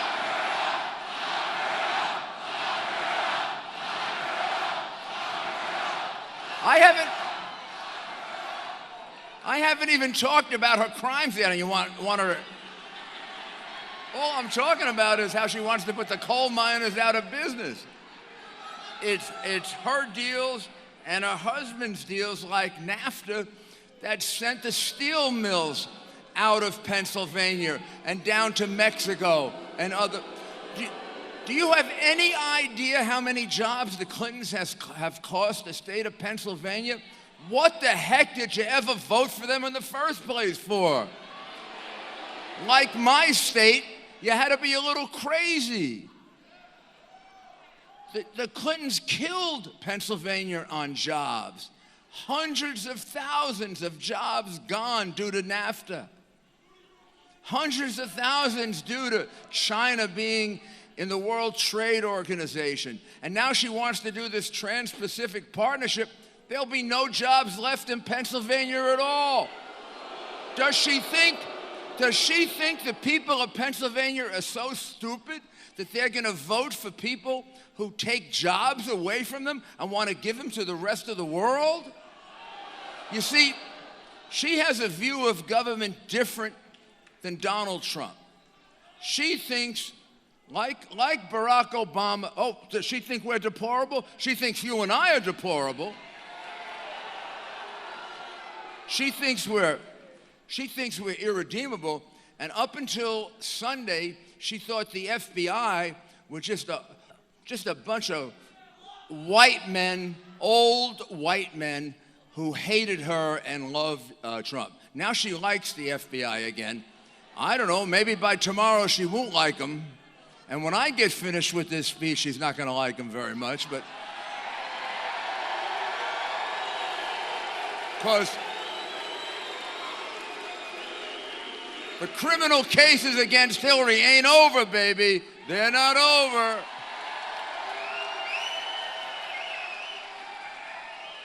So, on the one hand, you got a president like her who believes in globalism. We're just another country. We go around apologizing. We have a small military. And we're not much better than Sweden or Germany or Greece or whatever. On the other hand, we have Donald Trump, who believes that America is the greatest gift that God so far has given to humanity. Aside from his son, Jesus Christ. He believes this is a country that stands for freedom and dignity and tolerance and individuality and great achievement. And he wants us to once again believe in ourselves as a country where if you get on the ladder of success, you can go right to the very top. Any one of you can go right to the very top. But you don't go there by being on welfare. You don't go there by having food stamps. You know how you go there. And that's our outreach to the African American and the Hispanics and other people. Not just African Americans, there are a lot of successful ones. Not just Hispanics, there are a lot of successful ones.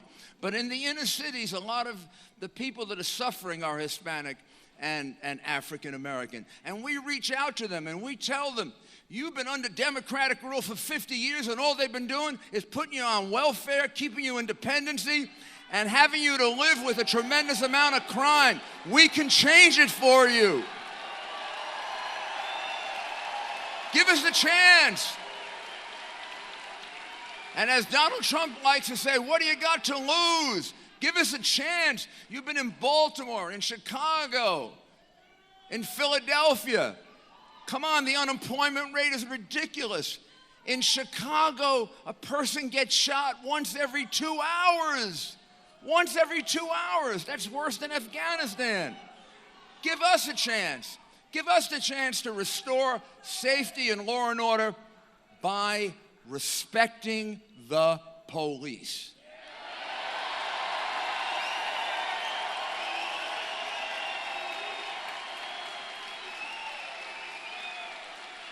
And let's agree.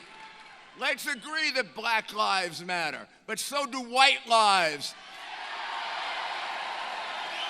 And so do lives of every other color, shade, every gender, every nationality, every religion, every sexual orientation. God commands us that lives matter. All lives matter.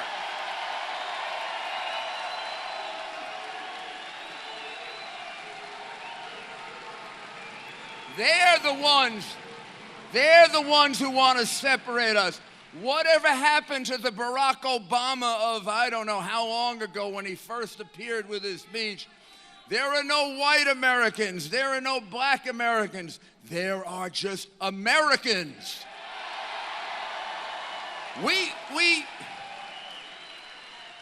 Somewhere, somehow, along the way, he lost it. And he divided us more than any American president, and I don't remember in how long. But that wasn't bad when he started way back in '04 with, there's no black America, no white America, just an America. I judge people, like Martin Luther King said, by the content of their character, not the color of their skin.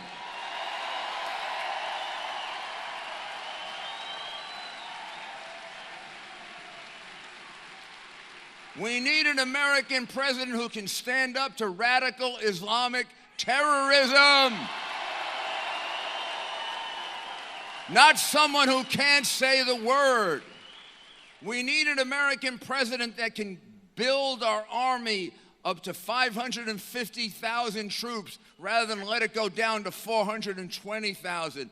That can build our Navy up to 350 ships that can build our Air Force up into 1,200 fighters that are modern fighters, not fighter planes where we have to go get spare parts from museums.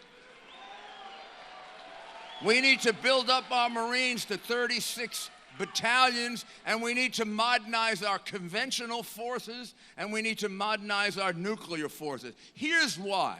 Not so we can go to war, so that we can accept the wisdom of George Washington and Ronald Reagan rather than the, I'm going to try to find a nice word to say that, not so wisdom of Barack Obama. You see, Hillary Clinton and Barack Obama believe in peace through weakness. They do. I'll tell you why.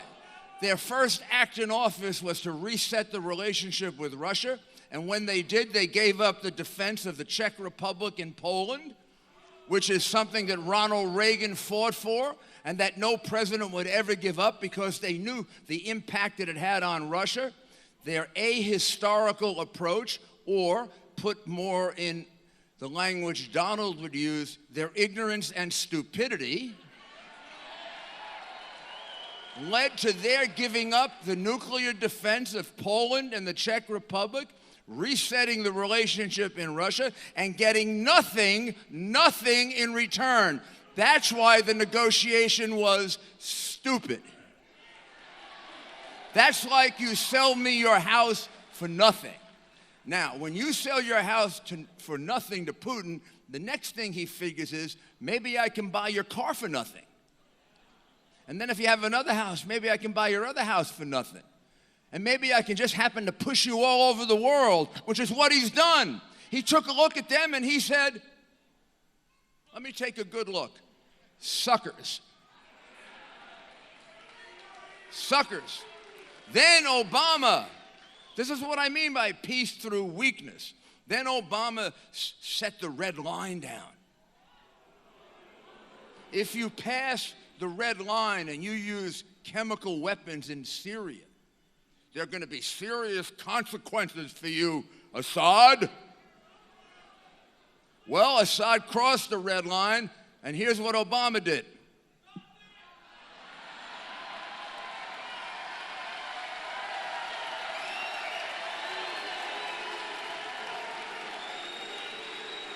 What do you think Putin thought of that?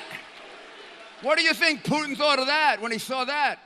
He said, I can go into Crimea, I can take the Ukraine, I can push this guy anywhere. Boy, oh boy. You cross the red line, consequences, the guy crossed the red line, and I can't, I'll go to the UN, I'll go to the United Kingdom, I'll go to Congress. That's peace through weakness. Hillary made sure, or wasn't able to make sure, that we had our troops left behind in Iraq. Hillary gave us ISIS. It would never have happened. It would never have formed. It would never have developed if we had insisted that we were going to keep our troops in Iraq. You know what they say? What Obama and Hillary say? They say, we couldn't negotiate it with Maliki. What do you mean negotiate it with Maliki? He's just going to do it because we're going to tell him to do it. Who the hell put him there? Who the hell lost a couple of thousand lives to save his country? What did he owe to us? Well, there's a saying in The Godfather, there's either going to be your name on that contract or something else. Well, I wouldn't have gone that far. There either would have been his name on that contract or we would have had a new head of Iraq. He's not telling me, and he's not telling Donald Trump, you're taking your troops out of Iraq. The hell with him. If our troops had stayed there, ISIS wouldn't even have been a JV. It had been like a midget squad, like they have in football, you know, the little 8-year-olds and 7-year-olds. Well, it has developed now into a much bigger force than Al-Qaeda. We are in more danger from Islamic erratic terrorism than we've ever been before. We have ISIS in 32 countries. We have over 1,000 investigations of them in the United States. And we are in more danger of Islamic terrorist attack than we were before September 11. Witness the fact that we've had more Islamic terrorist attacks in the United States and Europe in the last 10 months than at any time since September 11. And we don't know where they're going to hit next. And we may defeat them in Iraq, but they're in 32 other countries by now. And this is because of Hillary Clinton's failure to have our troops there, Barack Obama's failure to have our troops there, peace through weakness. Now, I'm going to tell you what peace through strength is. Peace through strength is to be backed up with the kind of army that Ronald Reagan had. Not a depleted army. With the kind of Navy that allows us to patrol 2 oceans and to push China back in the South China Sea. That's 350 ships. With a modern arsenal of fighters and bombers, and with modern conventional and nuclear weapons, and with 36 battalions instead of 28 in the Marines. When you have that standing behind you, people don't mess with you. George Washington said, the greatest assurance of peace is, George Washington said, the greatest assurance of peace is military strength.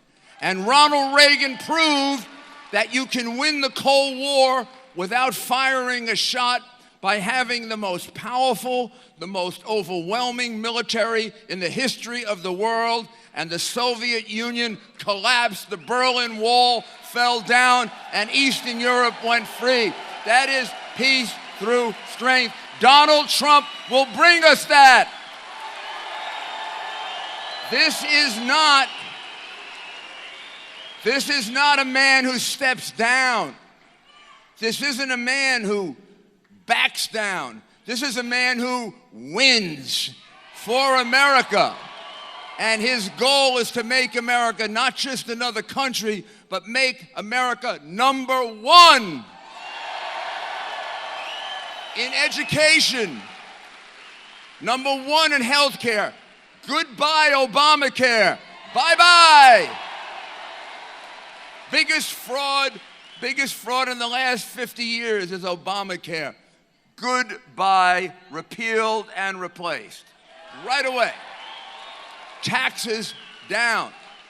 I'll come back here next year at this time, and if Donald Trump is the president, you'll have 20 or 30% more in your pocket from your paycheck than you have today. And you know what you're going to do for me? You're going to spend it. And that's how we grow an economy. That's how John Kennedy grew the economy. That's how Ronald Reagan grew the economy. That's how I grew the economy in New York City, by giving money back to people.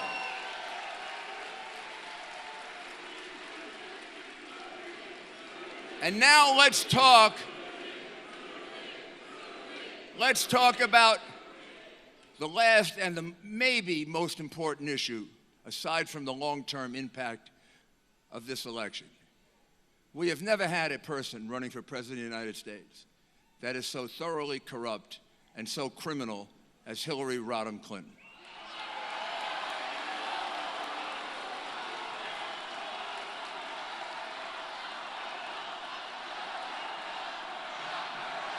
Now,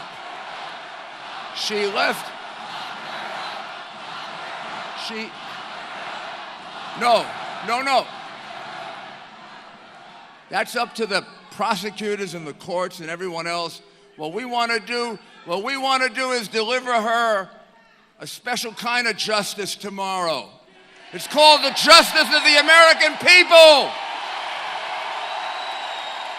Let's keep this crook out of the White House.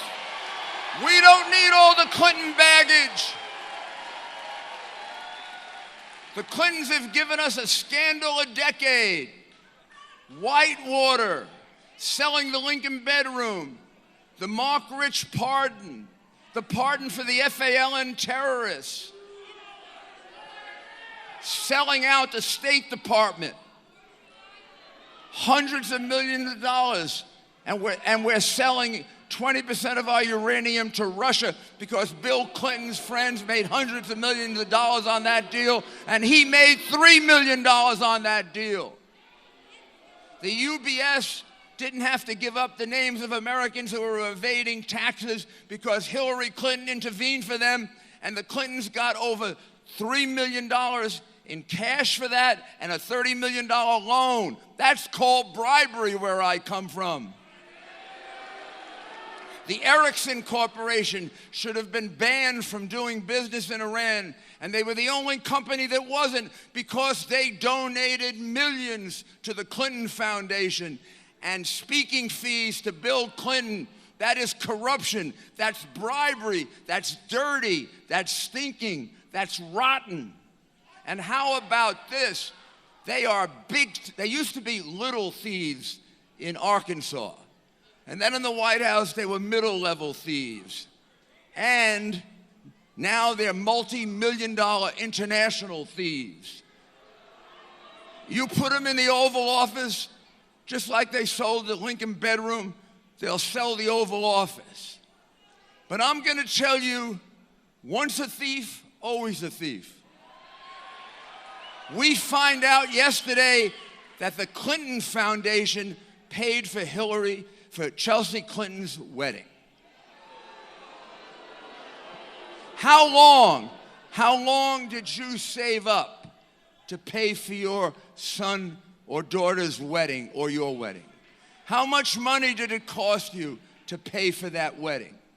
Did some charitable foundation pay for it, or did it come out of your hard-earned money?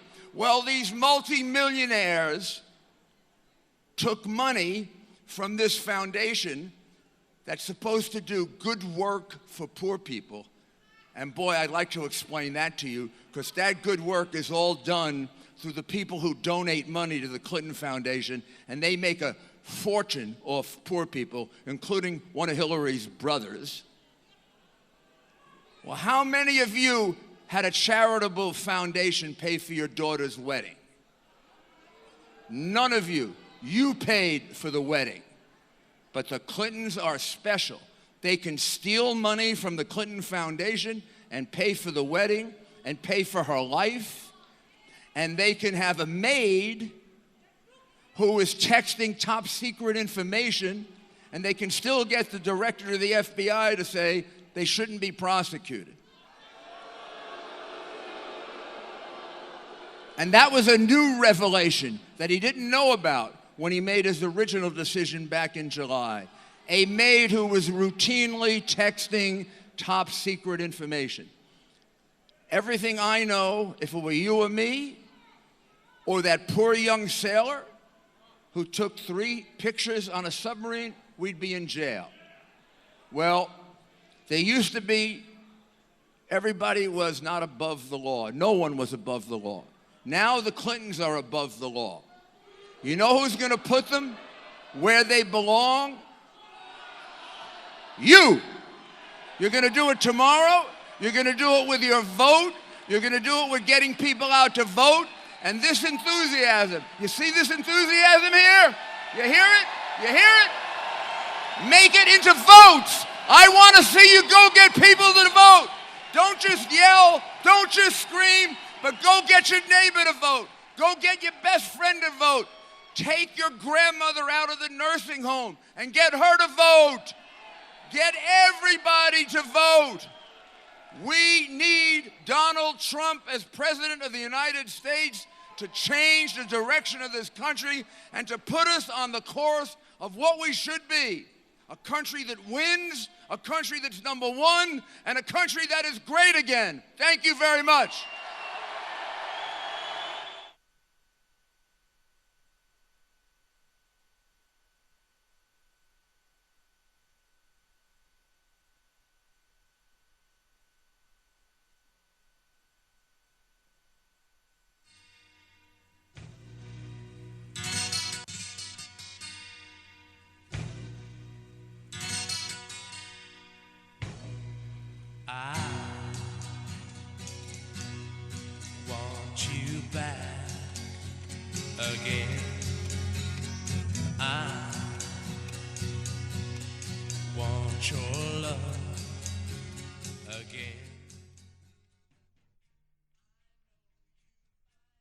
All right, you guys. Well, we're just waiting for Donald Trump to take the stage here in Pennsylvania, where he will be holding a live rally.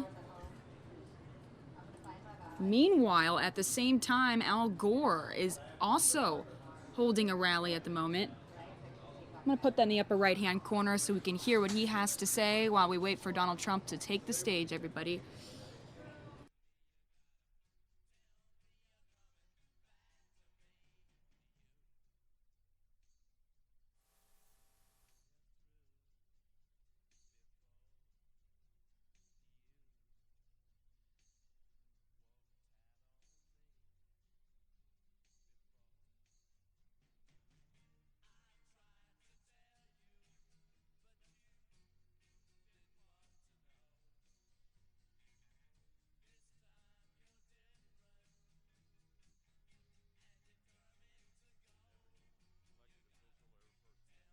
Rights be acknowledged. But as I started to say, I really have only two messages. The first one is that this is a climate election. The climate of our planet is on the ballot box, is on the ballot, and your decision in the ballot box will decide the future of the climate balance here on Earth. Every election from now on is a climate election, but this one in particular is a climate election.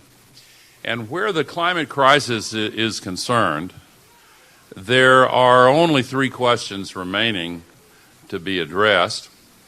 The first is, do we really have to change? We've come to rely on carbon-based fossil fuels for 85% of the energy this world uses. It's brought us a reduction in poverty and an increase in living standards and all of the modern conveniences, or many of them, and looks like it might be hard to change. And do we really have to change? Must we change? Well, the answer to that question is one that has occupied a lot of people for many years now, but the answer is pretty clear. The answer has been coming long since. Who gave that right to me, and I gladly stand up next to you and defend her still today. 'Cause there ain't no doubt I love this land. God bless the U.S. Thank you, everybody. Thank you. Wow.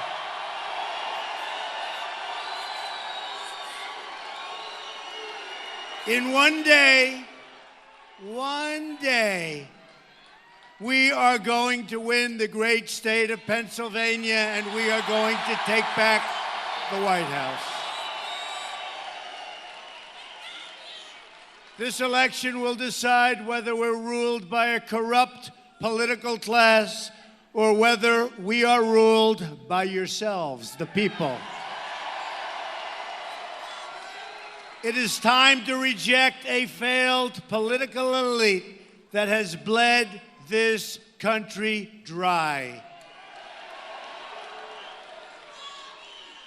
To all the people of Pennsylvania, I say, we are going to put the miners and the factory workers and the steel workers back to work. We're bringing our companies back.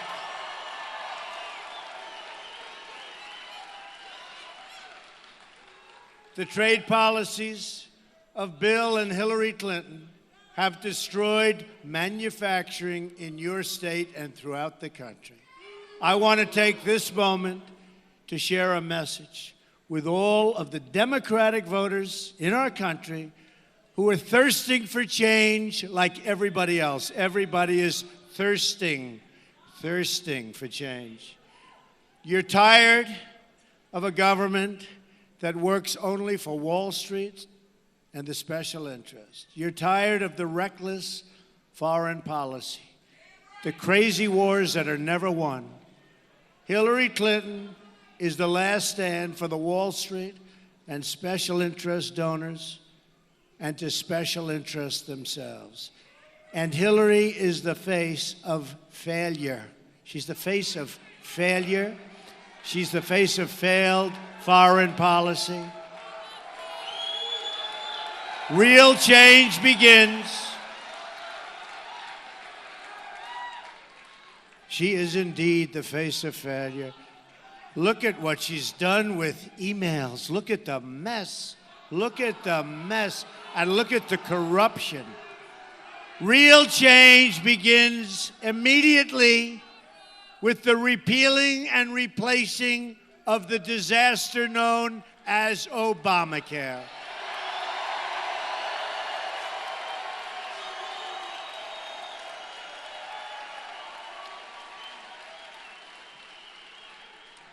This is a great room. We had great victories in this room, by the way.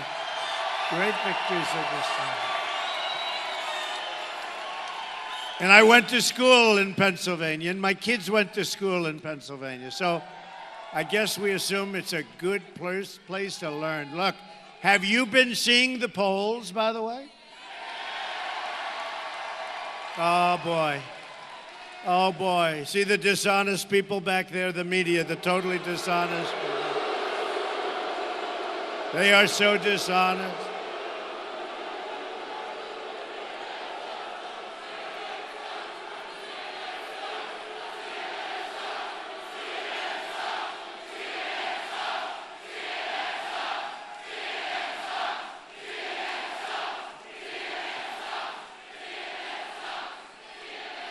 They are so dishonest, folks. You can't even read articles in certain papers anymore. New York Times is a total lie. You can't, it is so false, nothing to do with me. I'm just telling you, such lies, such fabrication, such made-up stories. Now, the Times is going out of business pretty soon. That's the good news. But such made-up stories, such vicious made-up stories. But I'll tell you, they're going a little crazy because we're leading in Ohio. We're leading in Iowa. We're leading in New Hampshire, where I'm going to be in a little while. We're doing fantastically well in North Carolina. I think we're leading. We, I believe, are leading in Florida.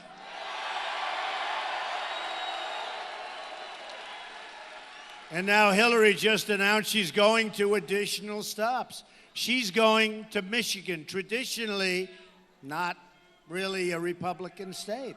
But, you know, I've been talking, I was Man of the Year in Michigan a number of years ago. And I started telling and talking about your car business is being stolen from you. I've been saying it for years and years and years. And you know what? Michigan now agrees. We're leading in Michigan. We're leading.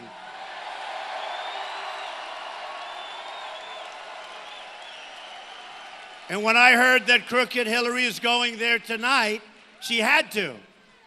Nobody thought in terms of Michigan. When I heard, I figured, you know what? I have nothing to do tonight, so I'll go there tonight and give it the last word, okay? So after this, I'm going to New Hampshire. And then I'm going to Michigan.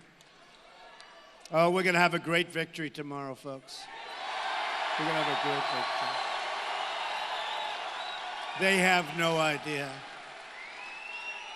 The dishonest media has no idea. Actually, they do have an idea. They're saying, what is going on? And look at these people and look at this enthusiasm. There's nothing like it. By the way, and Jess, I have to say,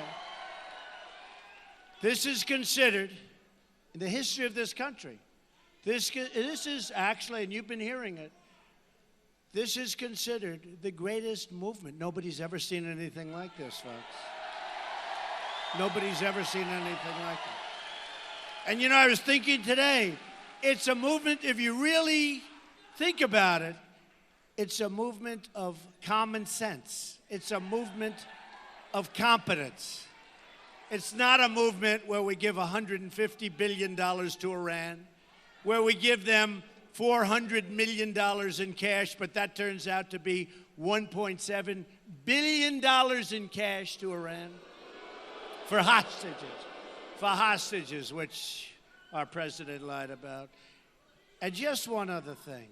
Why is he campaigning all the time? He ought to be working on jobs, on getting rid of ISIS, on our borders, on our health care, which is failing so badly. Boy, oh boy. And she can't get anybody to go to her rallies, so she gets Jay-Z. He uses the worst language I have ever heard. And by the time he's finished, what's happened? What happens? He and Beyonce, right? They're finished. By that time, most of the people have left. So she thinks she's getting people. By the time she speaks, they're all gone anyway. She should just take a small room and talk. Talk. Just take a small room and talk. It's just been announced that the residents of Pennsylvania are going to experience a massive double-digit premium hike. So high that I won't tell you what it is. It's very high. All 67 counties in Pennsylvania, most of which I won in the primaries, right? Almost all. Almost every one of them are losing Obamacare insurers next year.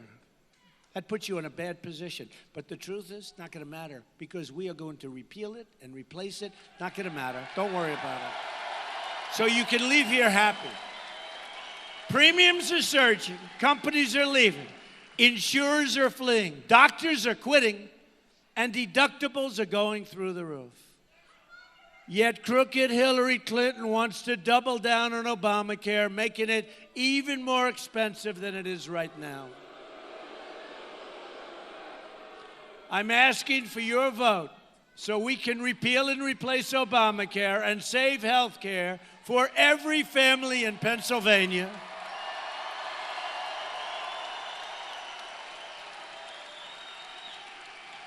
And by the way, for every family in this country.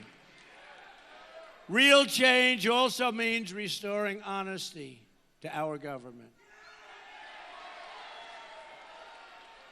Hillary Clinton is the most corrupt person ever to seek the office of the presidency of the United States.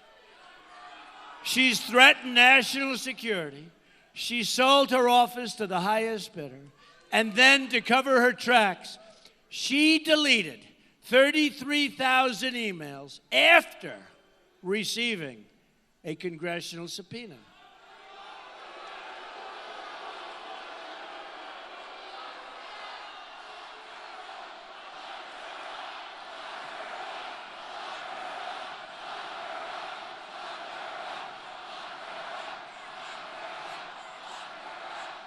She should not be allowed to run for president.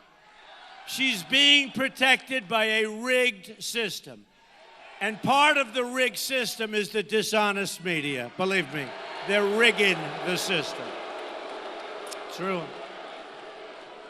It's true. Don't worry, they never show the crowds, folks. They never. They show my face. Boom, boom, never show the crowd. It took over a year for the FBI to review 50,000 emails. And then just 8 days, they reviewed 650,000 emails. So now it's up to the American people to deliver justice at the ballot box tomorrow. You got to get out and vote. Let's swamp them. Pennsylvania, let's swamp them. You got to get out. Our country has never, ever done anything like they're doing right now when it comes to justice.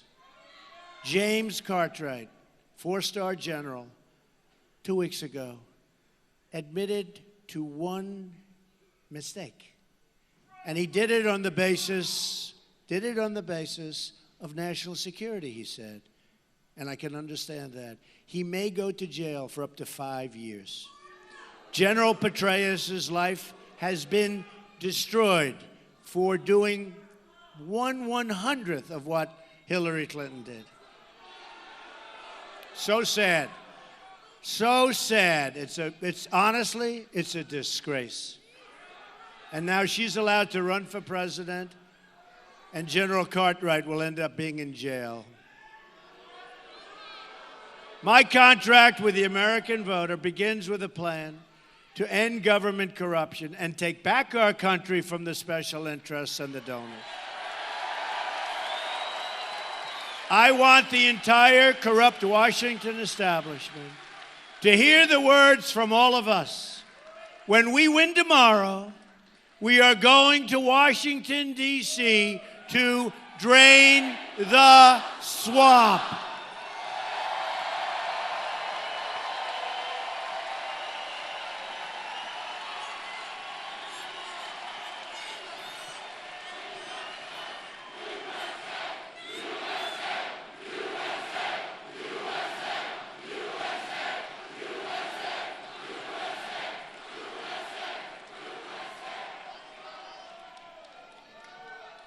They say we're tied in Pennsylvania. I don't think so. I don't think so. I think we're going to blow them out tomorrow in a lot of different ways. Blow them out. No way.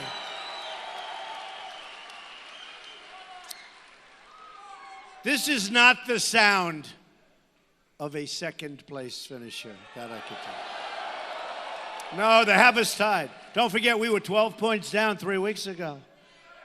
And then after the debates, all of a sudden, we started going up. We started going up, and it was great. And now they have us even, but I actually think we're much better than that in Pennsylvania. I do, and so do you. Get out there and vote. At the core of my contract is my plan to bring back our jobs. Pennsylvania has lost almost 40% of its manufacturing jobs since NAFTA, a deal signed by Bill Clinton and supported by his lovely wife, Hillary Clinton. Lovely lady. America has lost 70,000 factories since China entered the World Trade Organization, another Bill and Hillary-backed disaster. We are living through the greatest jobs theft in the history of the world. A Trump administration will stop the jobs from leaving America, and we will stop the jobs, finally, from leaving Pennsylvania.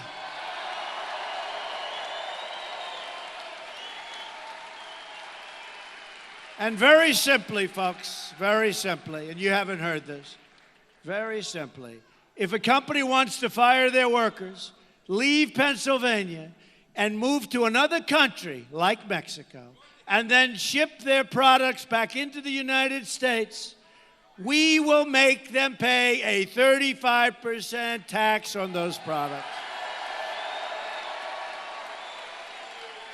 And you know what's going to happen? They're not going to leave. And if they do, that's okay. The country will make a lot of money. But they're not going to leave. They're not going to leave. Now, your politicians could have thought of that. Some of them can't, for they have other problems. We will renegotiate NAFTA, one of the worst deals,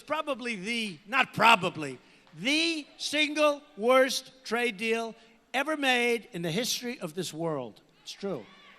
We'll stand up to China and stop the job-killing Trans-Pacific Partnership, which Hillary Clinton wants. You know, she called it the gold standard, and then she lied during the debate. And she said, I never said that. I said, yes, you did. You called it the gold standard.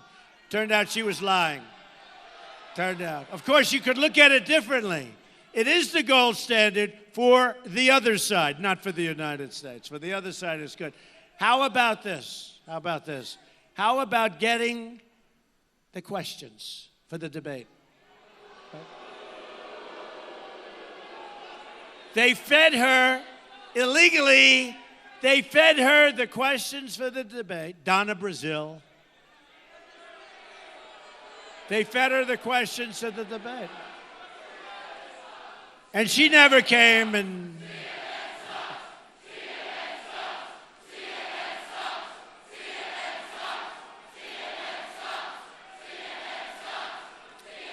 They fed her the questions to the debate, And she didn't say, I can't do this, I'm sorry, it's so unethical.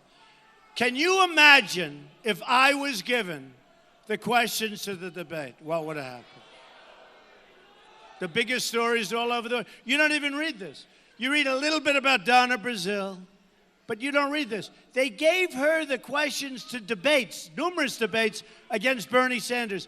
And Bernie Sanders, he is really upset. I would bet you he would wish that he didn't give her that little nod, because he made a deal with the devil. You know it. He ruined the legacy. He really had a very important legacy going, folks. He ruined his legacy when he did that. And he's got to be very embarrassed. He's got to be very, very embarrassed. As part of our plan to bring back jobs, we are going to lower taxes on American business from 35% to 15%.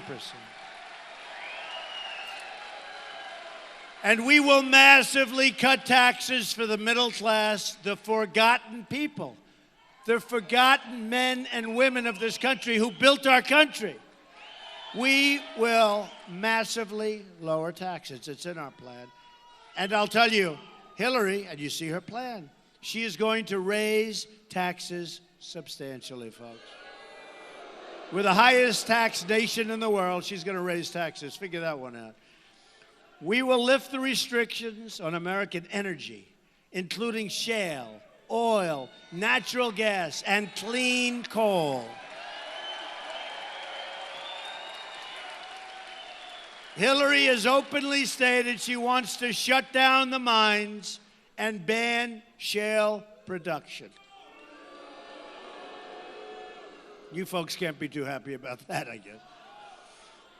We are going to unleash an energy revolution right here in Pennsylvania. We will cancel billions of dollars in global warming payments to the United Nations. Billions and billions and billions.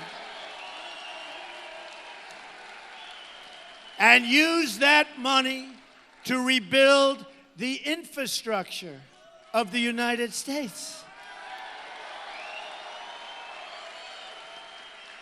And we will put our miners back to work, and we will put our steel workers back to work. They're going back to work. We will rebuild our inner cities. The African American community, the Hispanic community, living in the inner city, have been treated very unfairly. Crime that is so bad, and I say it, you can't sometimes walk to a store, you get shot. Horrible education and no jobs. No jobs. For 100 years, Democrats have ruled the inner cities. Unabated, unbroken. We are going to fix our inner cities. We're going to bring back jobs. We're going to bring back safety. We're going to bring education to the inner cities.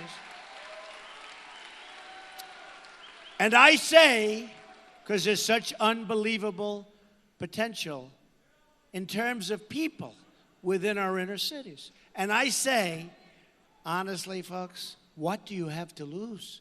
It's so bad now. What do you have to lose? I will fix it. We are going to spend, and we are going to bring those jobs back. We are going to fix our inner cities. What do you have to lose to the African American community and to the Hispanic community? And by the way, take a look at what's happening in Florida and other places. The African American community likes Donald Trump, and they're not liking voting for Hillary Clinton very much. They're not showing up. They don't want to vote for her. The Hispanic community, the numbers are becoming great. You know, the Cubans, they gave me an award, Bay of Pigs Award, last week. The entire Cuban community of Miami, Bay of Pigs Association. No, but a lot of trends are very disturbing to the media. I'll tell you, you look at what's going on. And my numbers with the African American community are, I knew that was going to happen. I knew it. But we're going to fix the inner cities. We will become a rich nation again. But to be a rich nation, we must also be a safe nation. Hillary Clinton wants a 550% increase in Syrian refugees flowing into our country. Her plan will import generations of terrorism, extremism, and radicalism into your schools and throughout your communities.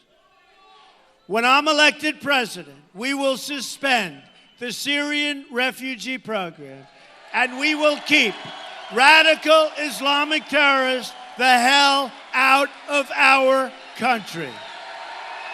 Have no choice. We have no choice.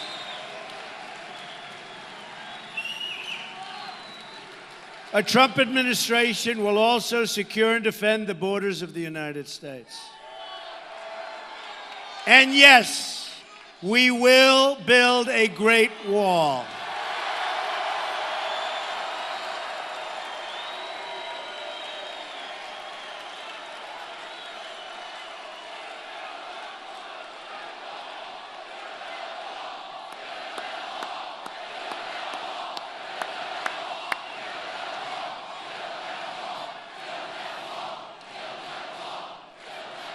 Are you ready?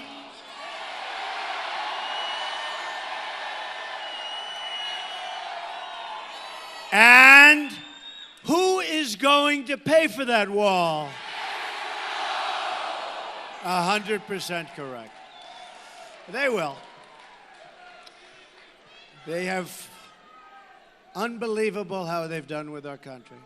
I was with the president of Mexico 3 months ago. Terrific. It was a terrific meeting. But, you know, when you have highways going into a country, it's got to be like a two-way highway. Right now, they get all the jobs. They get all the factories and plants. They get all the income. They get all the money, the taxes. We get unemployment, and we get drugs. We get nothing. We get nothing. That'll all change, folks. It'll change very, very fast. And it'll be a two-lane highway, maybe one lane for a little while, but one way coming here, but just for a little while. We have to catch up. This is a lot of years. A lot of years we've been abused by people that don't know what they're doing. A lot of years we've been abused by stupid politicians, very stupid politicians.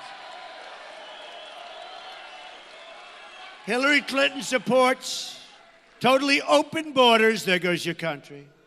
And her plan gives you Social Security and Medicare benefits. You know, she wants to give them to illegal immigrants. We're going to take care of our veterans, folks. We're going to take care of our veterans. Hillary also strongly supports sanctuary cities like in San Francisco, where Kate Steinle was murdered by an illegal immigrant, deported at least 5 times. Couldn't keep them out. We're going to keep them out. They come back 5 years. They come back again 10 years. Believe me, nobody's coming back, okay? We will cancel all federal funding to sanctuary cities. We will stop illegal immigration, deport all criminal aliens, and dismantle every last criminal gang and cartel threatening our citizens. Have to do it. Have to do it. Have to do it. We will also repeal the Obama-Clinton defense sequester and rebuild our badly depleted military. This will be a national effort, and it means a new future for Philadelphia's Navy shipyard, right? I know it well. I went to school in Philadelphia. I know it well. It's going to be activated again, really activated. I'm honored to have the endorsement of more than 200 top admirals and generals and 22 Medal of Honor recipients, and the list is growing. The list is growing rapidly. And they told me on Mosul, the other night I was at Fort Bragg, right near Fort Bragg. We had 25,000, 27,000 people in a field. It was unbelievable. And some of the generals and admirals came up to me. We had a lot of them there. They said, Mr. Trump, you're so right on Mosul. You're so right. You know, I've been saying the element of surprise. 4 months ago, we say, our leaders We are going to attack Mosul in 4 months. A month later, we say, we are going to attack Mosul in 3 months. We are going in because we're going to get the leaders of ISIS who are in Mosul. Well, you have to understand, they've already left when you said the 4 months, right? They're gone. Then 2 months, then 1 month, then 1 week, a few weeks ago. We will be going into Mosul in 1 week. Oh, these people are so stupid. The element of surprise. The great General Douglas MacArthur, right? Spinning in his grave.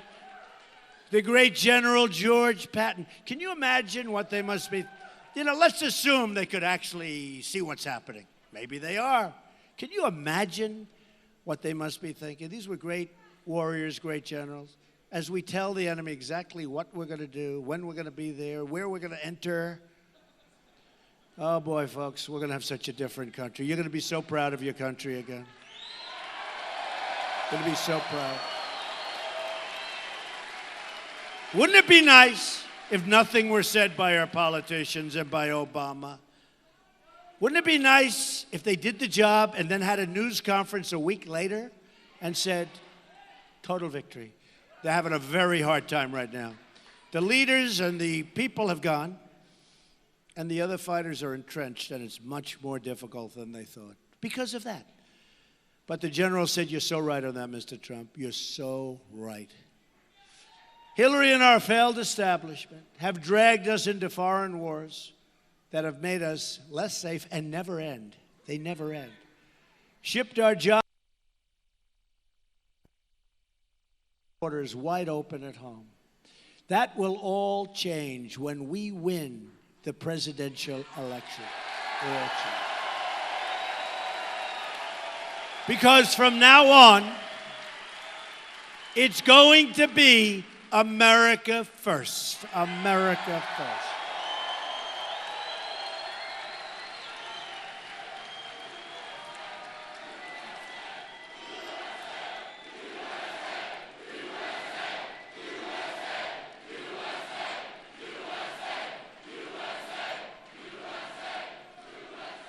Is everybody going to vote tomorrow? Get your family, get your friends. No matter what you do, you've got to get out and vote. The whole world is laughing at us. They're laughing at this, at what's going on in our country. When you look at trade, we don't win. Trade with the world. Trade. We're $800 almost billion in the hole with a trade deficit with the world. With China, almost $500 billion trade deficit. Who negotiates these deals? You know who negotiates them? Political hacks. Political hacks. Dealing against the toughest, smartest people that have been trained to do, they've been trained to do nothing but this. They laugh at the stupidity of our country. But you know what? We have the greatest negotiators in the world. We have the greatest business people in the world. We're going to use these great business people. Carl Icahn endorsed me, so many others. We're going to use our great leaders, our great business people. It's time. It's time. Think of it. Almost $800 billion. All this work, all this everything. And we have a deficit of almost $800 billion. To all Americans, I say it's time for change. It's time for leadership.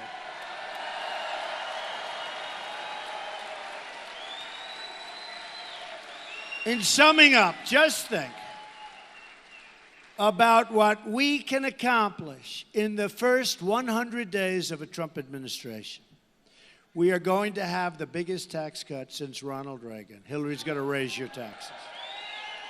She's going to raise your taxes. We are going to protect your Social Security and Medicare. And you know what Hillary's going to do. You know what Hillary's going to do, right? Not good what she's going to do with your Social Security. All right, let's go. We will eliminate every unnecessary job-killing regulation, a disaster. Cancel every illegal Obama executive order. protect your religious liberty.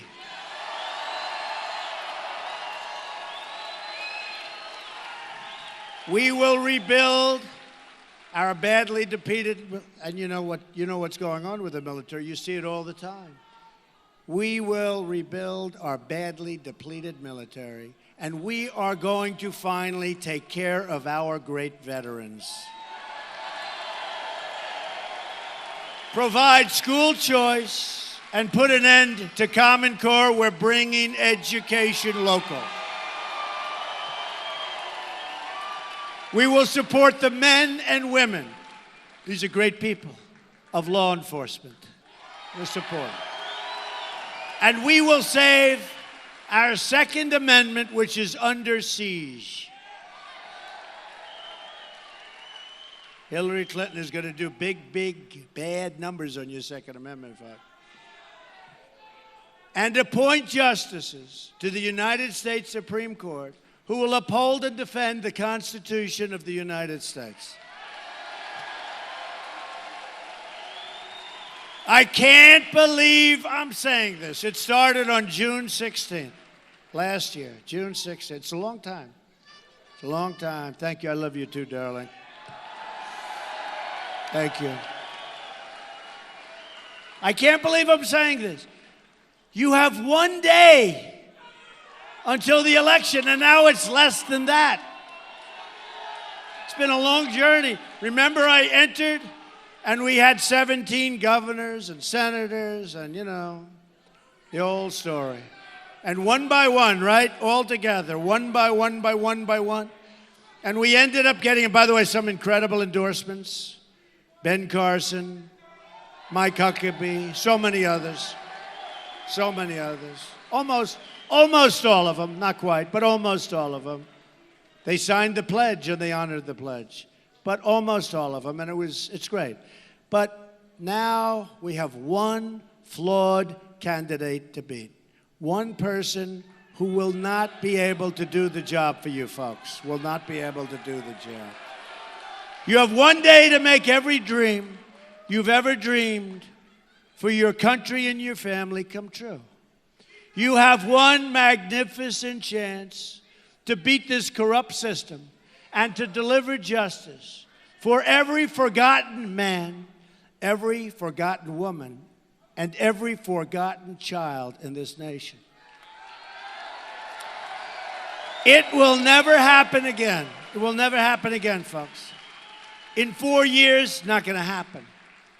Not going to happen. It's never going to happen again. Do not let this opportunity slip away. We are fighting for every citizen who believes that government should serve the people, not the donors and not the special interests.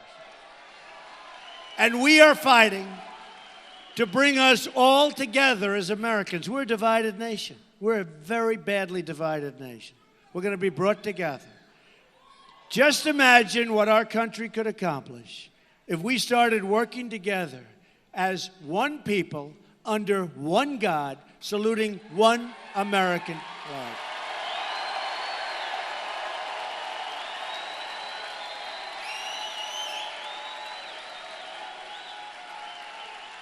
Wouldn't it be nice? I'm asking you to dream big. Your vote. We are just one day away from the change you've been waiting for your entire life. You got to go out and vote. Get everybody to vote.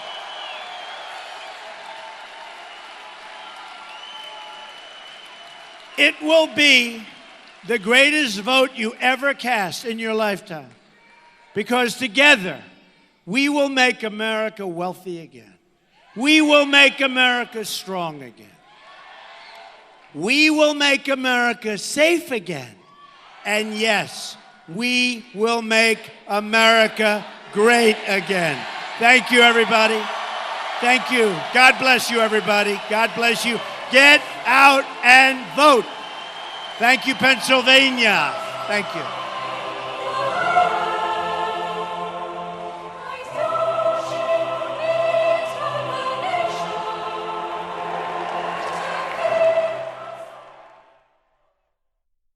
All right, everybody. Well, that was Donald Trump speaking live in Scranton, Pennsylvania. In just a few moments, your host Mike Page is coming up to take you in to the next live rallies. We'll be right back in just a few moments.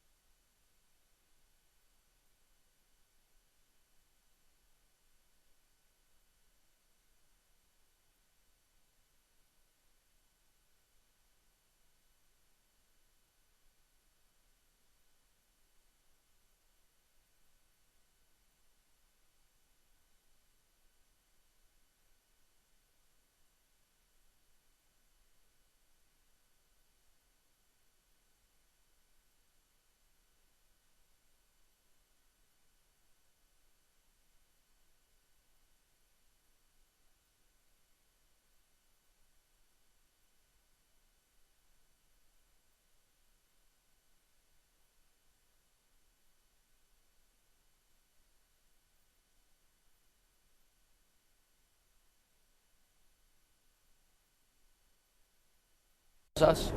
No, she has a different PL. Was she? No, I mean, like number of hits.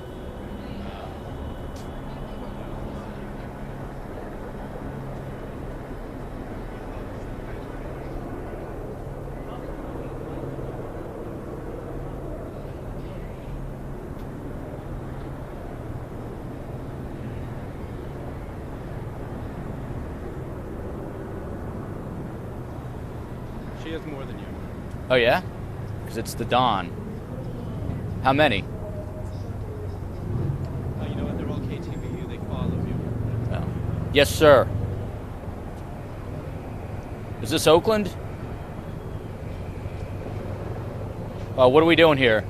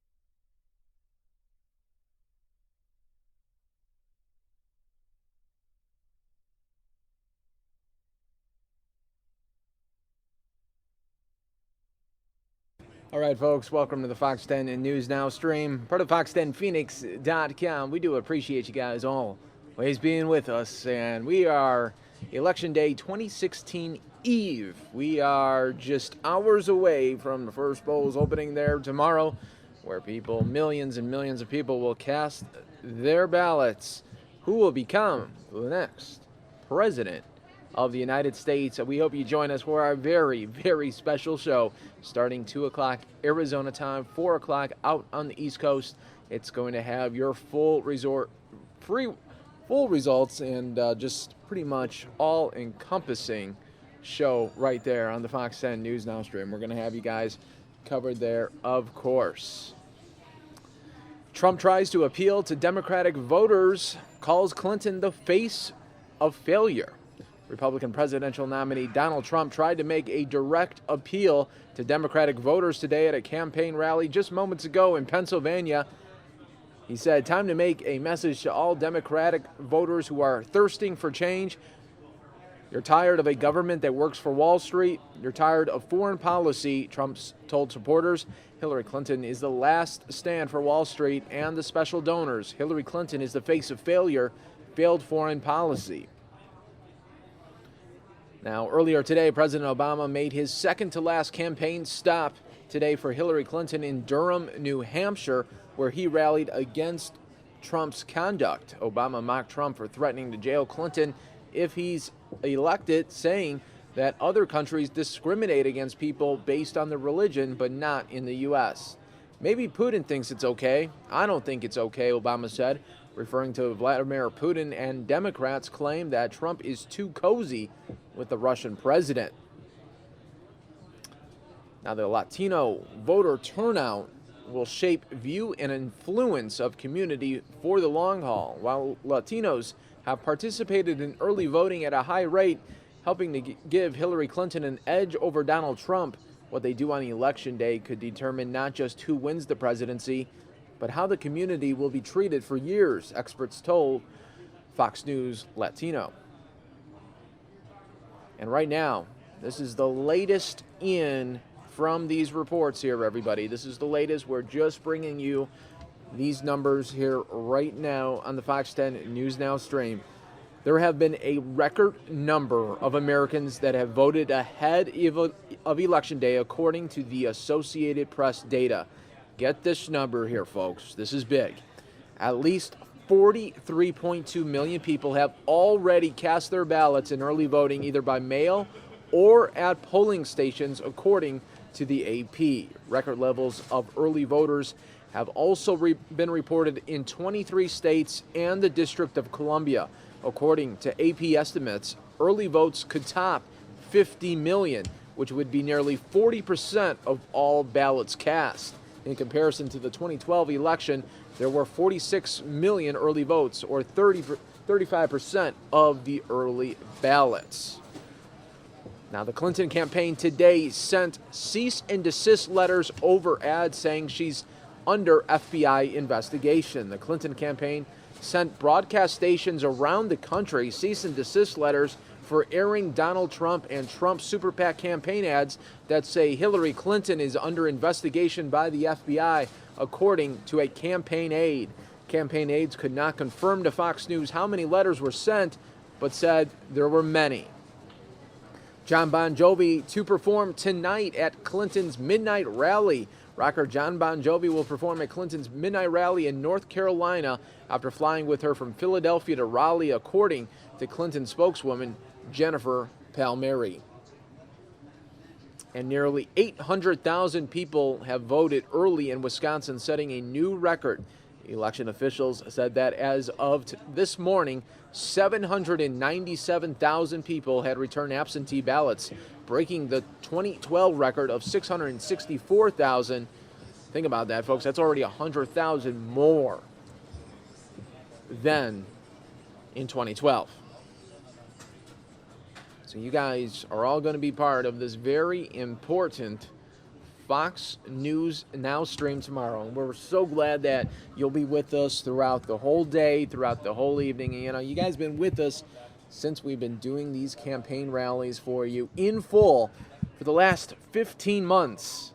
here on the stream. So it's going to be something as we are all going to see together who will become the next president of the United States, who will become the 45th president.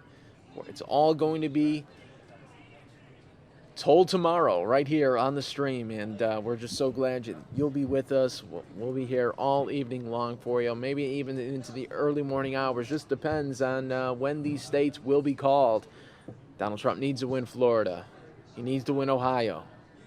Can he flip also some blue states to red? He's going to need to do that too in order to get to that 270 electoral votes here.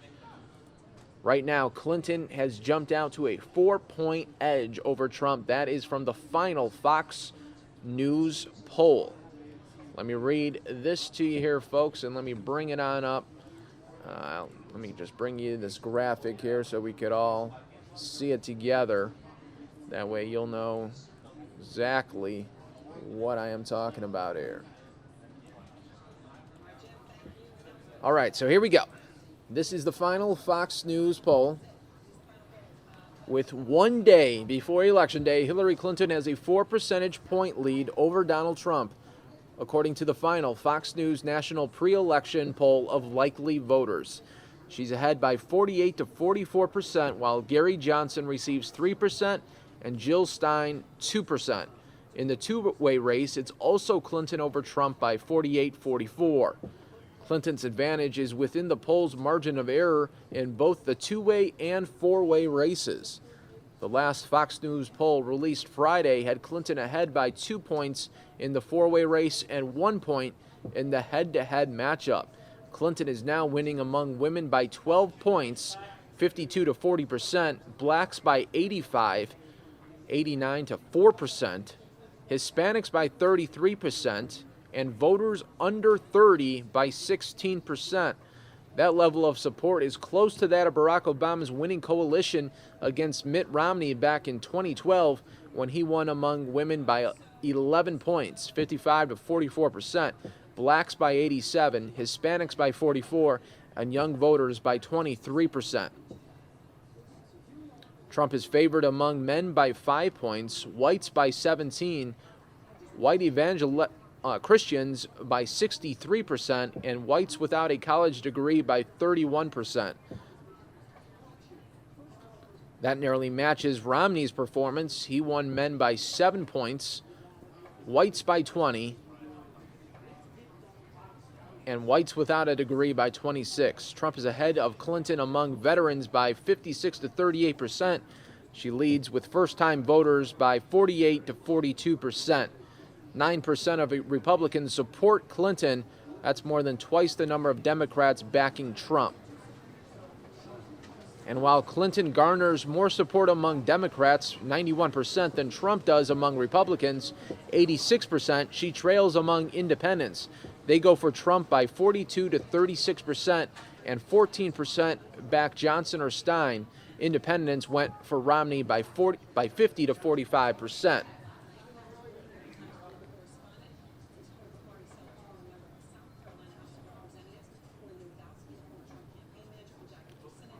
Clinton's backers, 61%, remain less likely than Trump's 68% to strongly support their candidate. Trump continues to best Clinton narrowly on being seen as honest and trustworthy. At the same time, she significantly outperforms him on having the right temperament to serve as president and being qualified for the job. Plus, she has an advantage on personal favorability. The over 1 in 10 voters who don't like either candidate tend to think Clinton has the temperament and qualifications to be president, but Trump doesn't. The Fox News poll is based on landline and cell phone interviews with 1,410 randomly chosen registered voters nationwide and was conducted under the joint direction of Anderson Robbins Research and Shaw Company Research from November 3rd to the 6th. The survey includes results among 1,295 likely voters. The margin of sampling error is plus or minus 2.5 percentage points for results among both registered voters and likely voters. We're going to take you to the New Hampshire rally for Donald Trump as we are awaiting that rally to take place as well. We'll come back in just a little bit with more talk about the latest polls and what that can mean for tomorrow.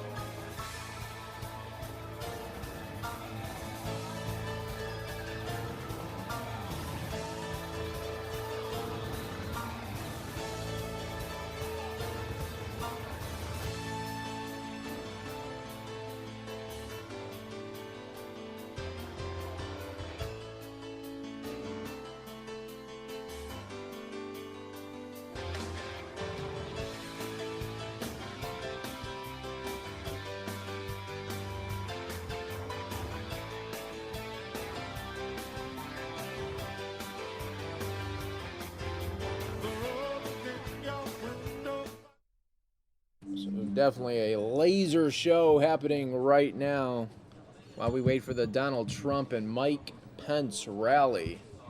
You guys are all watching the Fox 10 News Now stream, part of fox10phoenix.com, one day before Election Day.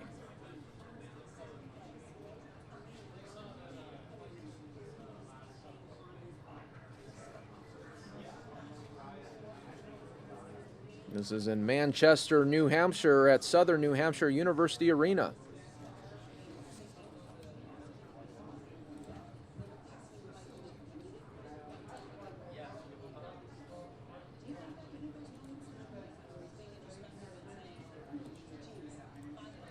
FBI Director James Comey already criticized over his handling of Hillary Clinton's email investigation in the final days of the presidential campaign, was accepting a Lifetime Achievement Award tonight at a dinner organized by a law enforcement support group whose board includes 3 people with longtime ties to Donald Trump. Comey was being honored by the nonprofit Federal Drug Agents Foundation. It lists more than 36 board directors on its website, and 3 of its members have extensive ties to Trump, among them the CEO of the company that publishes the National Enquirer, the developer of a Trump-branded tower in Toronto, and a convicted felon whose company rates Trump businesses for luxury. And welcome, everybody, to the Fox 10 News Now stream, part of fox10phoenix.com, for everyone watching on Fox 10 Phoenix Facebook Live. We are just a day away from election 2016. It is here. And we're going to be talking about some Fox News poll numbers that came out today. We'll be discussing that. We are all waiting for Donald Trump to hit the stage here in New Hampshire. Take a look at the laser beam show going on. I've never seen this at a Trump rally. This is brand new for the day before election 2016.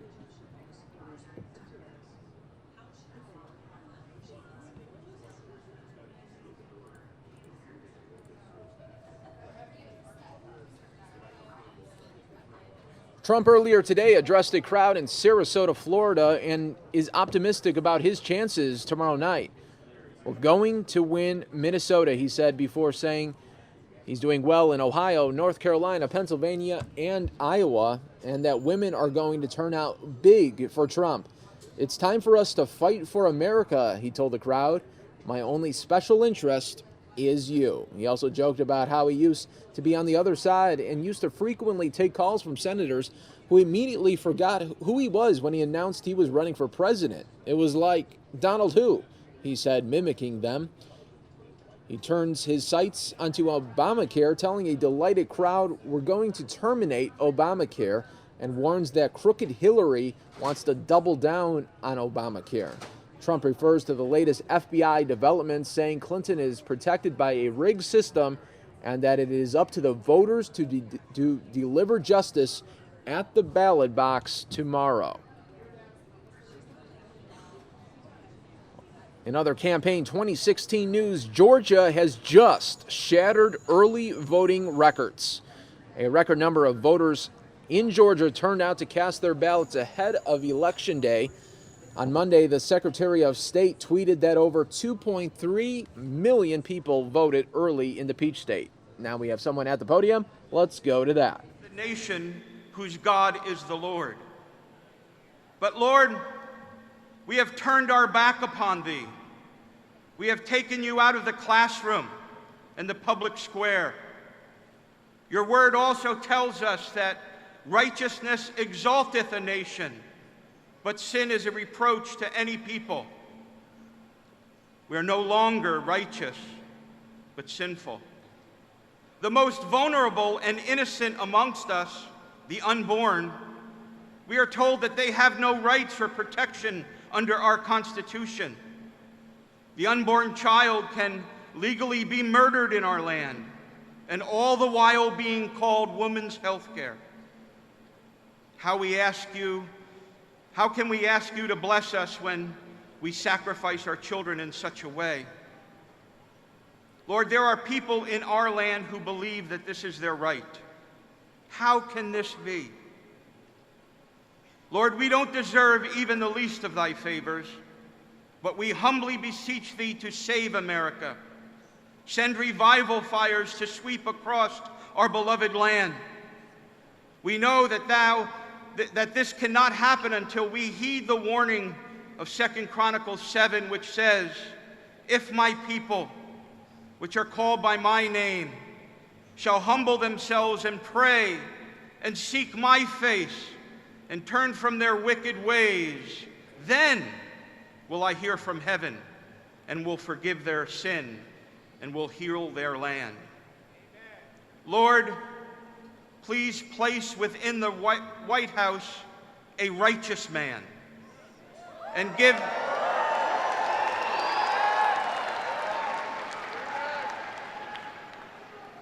him wisdom in knowing how to lead this great nation.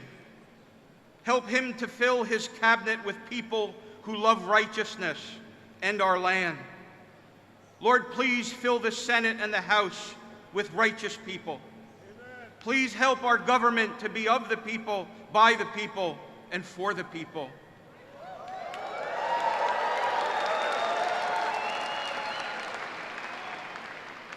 We realize also, Lord, the Supreme Court hangs in the balance. Lord, protect us from the enemy without and the enemy within. Thank you for those who put themselves in harm's way to watch over and protect us. We thank you for our military and police.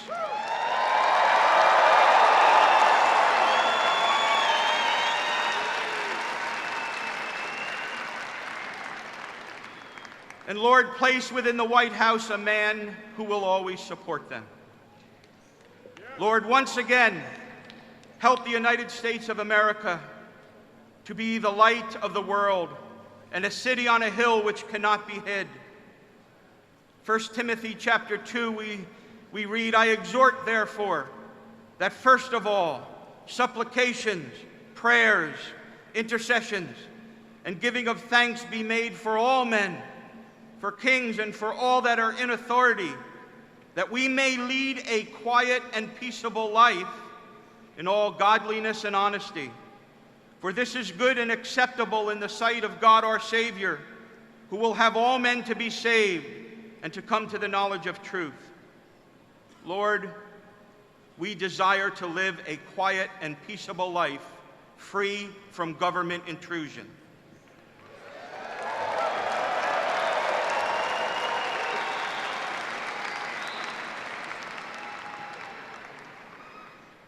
Lord, move across our beloved land tomorrow and awake thy people from their slumber and have mercy upon us. We ask this in the wonderful, matchless name of our Savior, the Lord Jesus Christ, who is King of kings and Lord of lords. Amen.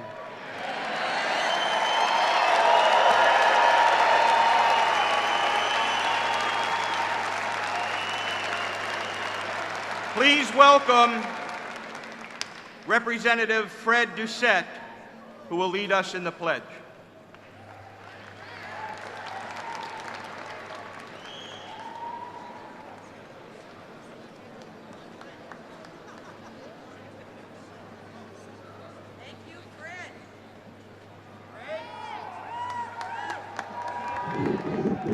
It's my distinct honor to be able to lead us in our nation's Pledge of Allegiance, something that we should do at every gathering in this country, a gathering of 3 or more. I'd also like to remind any veterans in attendance tonight to observe the proper protocol, salute the colors. Thank you. I pledge allegiance to the flag of the United States of America and to the republic for which it stands, one nation, under God, indivisible, with liberty and justice for all.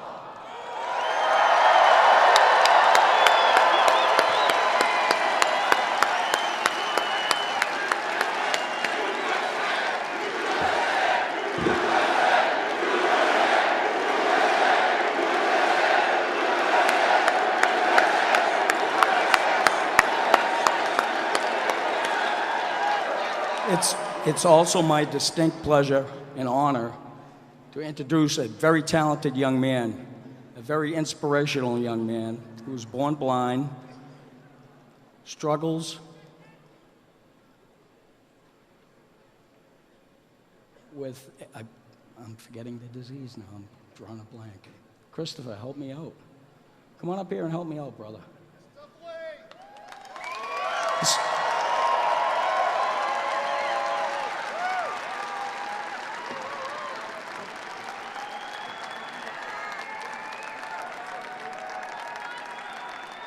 This is Mr. Christopher Duffy, a very talented, very inspirational, very motivated Trump supporter, here to sing our national anthem.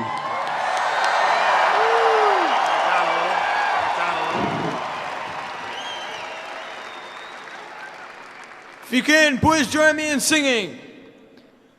Oh, say, can you see by the dawn's early light what so proudly we hailed at the twilight's last gleaming, whose broad stripes and bright stars through the perilous fight o'er the ramparts we watched were so gallantly streaming, and the rockets' red glare, the bombs bursting in air, gave proof through the night that our flag was still there. Oh, say, does that star-spangled banner yet wave o'er the land of the free and the home of the brave?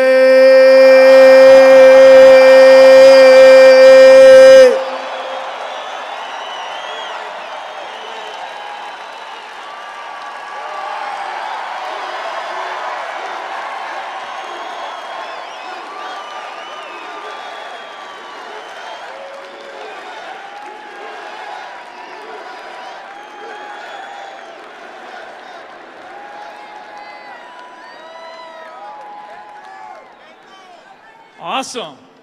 Let's hear it for Christopher one more time.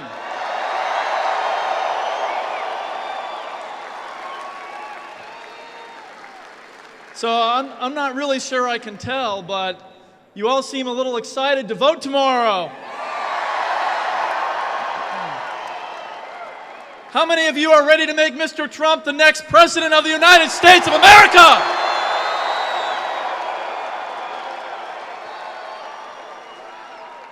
I'm not sure Washington heard you. Let's try it again. How many of you are ready to make Mr. Trump the next president of the United States of America? My name is Andrew Hemingway. I'm the state co-chair for the Trump-Pence campaign, and I can't be more proud tonight of the work that this campaign and staff and volunteers have done. Specifically, I want to thank all you volunteers out there. If you volunteered for this campaign at any time, raise your hand. Let us see who you are. Thank you very much. We are where we are today because of you. I want to say thank you to the staff and the hours that they've poured into this, their lives. And they have believed every single day we would not be here without them. I also want to say thank you to the Trump family. What an inspiration they have been through all the attacks. They have stood true.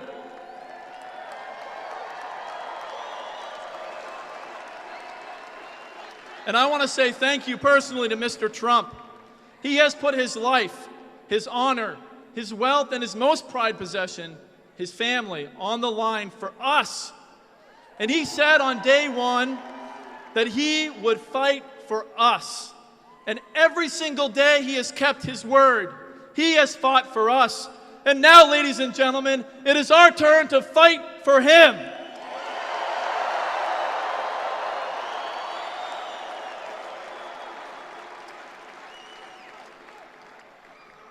On September 14th, 1814, Francis Scott Key sat in a boat and watched all through the night as the British Army, the strongest army in all the world, bombed Fort McHenry. Cannon after cannon went off through the night. He could not see the flag, he could not see the fort, he could not see land. He wondered to himself, when this night is done, will we have a country left? How many of you over the last 8 years have asked yourself, when this is done, will we have a country left?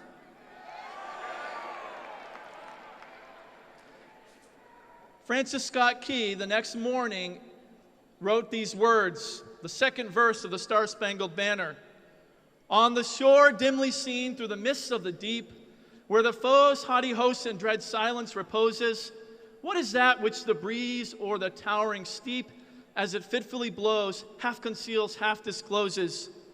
Now it catches the gleam of the morning's first beam, in full glory reflected, now shines in the stream. 'Tis the Star-Spangled Banner. Oh, long may it wave o'er the land of the free and the home of the brave. Ladies and gentlemen, on Wednesday, November 9th, we will wake up to a new America.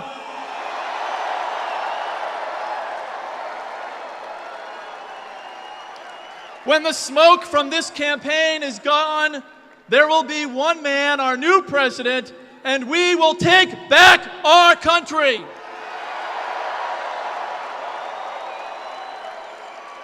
We will return to the government of the people, by the people, and for the people.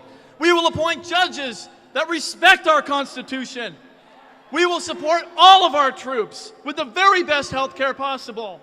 We will defeat radical Islamic terrorism.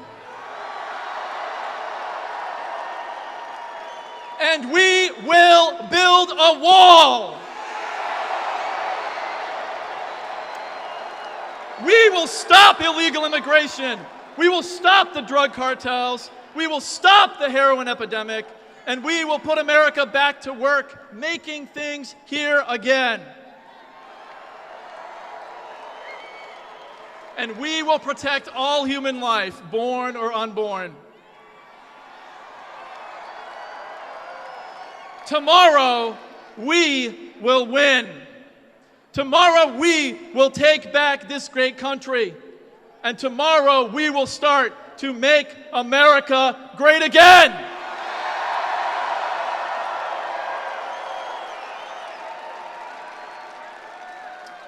It is now my honor to introduce to you State Rep and also co-chair of this great campaign, Representative Steve Stepanek.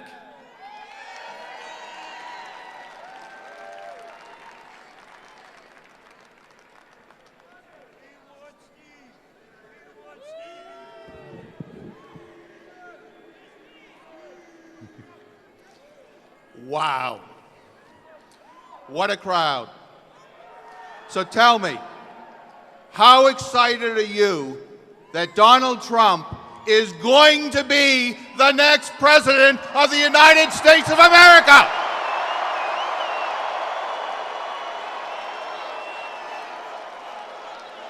When I first endorsed Donald Trump 17 long months ago, no one thought he had a chance. What the establishment didn't know, what the pundits didn't know, what the media didn't know, was that the American people had had enough. Enough promises that were never kept. Enough lies like you can keep your doctor if you like your doctor. You were looking for an outsider, a leader, a champion who would fight for you. 17 good qualified candidates started in June of last year.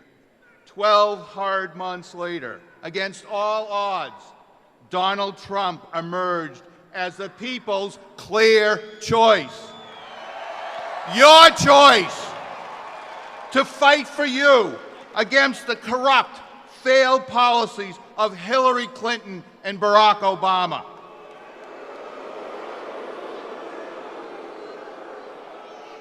Our economy is barely growing. Your wages haven't increased in the last 15 years. Clinton and Obama said, you can keep your doctor. You can't. They said health care costs would drop by $2,500. They didn't. They went up by over $4,000, and they're going to go up another 25% next year. Hillary Clinton and Barack Obama think the economy is just great. It just needs to be tweaked a little bit. What do you think? Do you want 4 more years of the last 8? Under Clinton and Obama, America is no longer the world leader it once was. The Middle East is in flames. Russia, seeing our weak leaders, is emboldened to attack its neighbors. Red lines are drawn and then crossed with no consequences. Good Americans were murdered under Hillary Clinton's watch. And what was her response? At this point, what difference does it make? Americans never leave their people behind. Does this sound like an American? Is this someone that you want to lead our great nation? Obama just said under his and Hillary Clinton's leadership, the world has never been safer. Do you feel safer? Our borders are a joke. Illegal immigrants, terrorists, and drugs are pouring into our country. Hillary Clinton said, I will solve the immigration problem in the first 100 days. I will pass legislation to grant all illegal immigrants citizenship. Alarmingly, this will open the door for millions of more illegals to flood our nation. Will this solve the problem? Will this make you feel safe? What we need to do is build a wall and make America safe again. Who is going to build the wall? Who's going to pay for the wall? Over the next 4 years, at least 3 Supreme Court justices will be appointed by the next president. Donald Trump has put forth a pool of 20 highly qualified candidates who are constitutional conservative individuals who will uphold the United States Constitution, not rewrite it. Hillary Clinton has not even talked about who she would nominate. She and the Democrats are first rewriting our Constitution. They will then go out shopping for the proper justices. They want to eliminate the First Amendment and replace it with politically correct speech. They want to eliminate the Second Amendment and make this country a gun-free zone. They want to eliminate states' rights and replace it with the states have no rights. This is the dream of Hillary Clinton and the Democrats. All power in their hands, all decisions made by Washington and the Washington bureaucrats. You, the people, know nothing. They know everything. Don't worry. They will make all your decisions for you. Is this what you want? We as a nation are at a crossroads. Hillary Clinton and Barack Obama have eroded the bedrock of what made our nation great. For the first time in history, we are going to leave our children and grandchildren not with a nation that is better than what we were left, but with a nation that is broken and badly in need of repair. This may be our last opportunity to reclaim what we once had. We need someone who needs to get things done. We need a leader. We need a champion, not another politically correct politician. We need to make America, our America, great again. We need Donald Trump.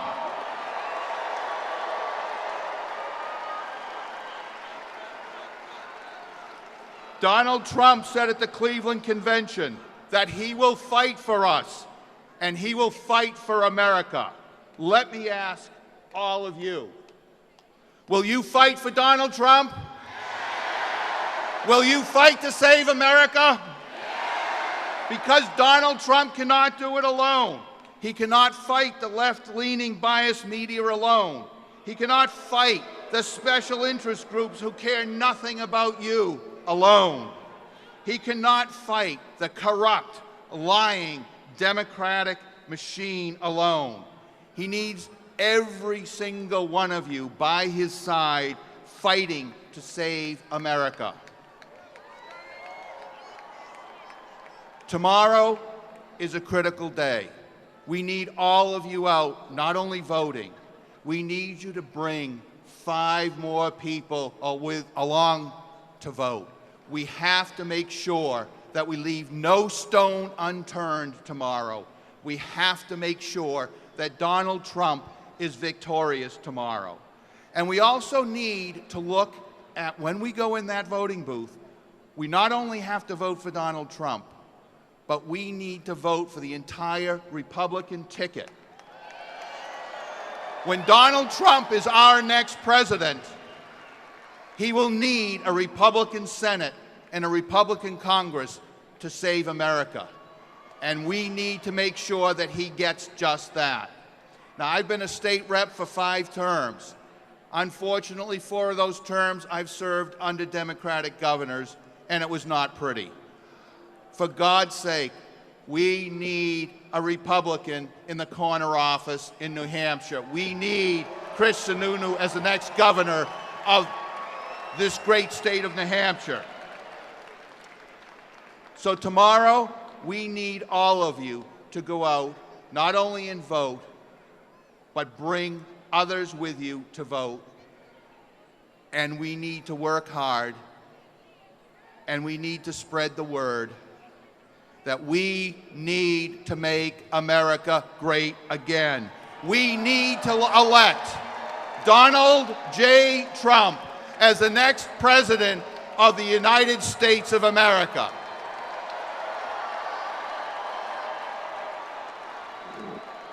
It is now my honor to introduce my candidate for Congress, Representative Jim Lawrence.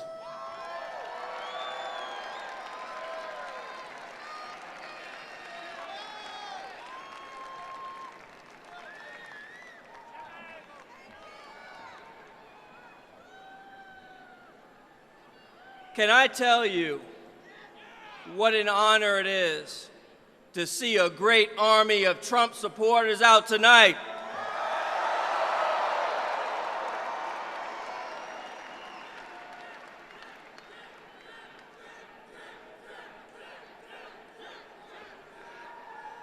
I'm Jim Lawrence, and I'm running for Congress because Washington is broken.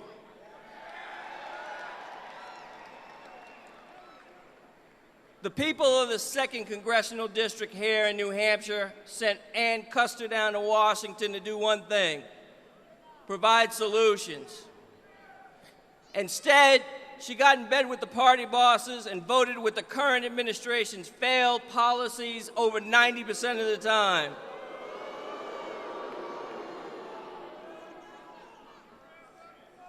It's time for new leadership in Washington. I served 3 terms in the New Hampshire State House. I'm also an Air Force veteran, proud graduate of the United States Air Force.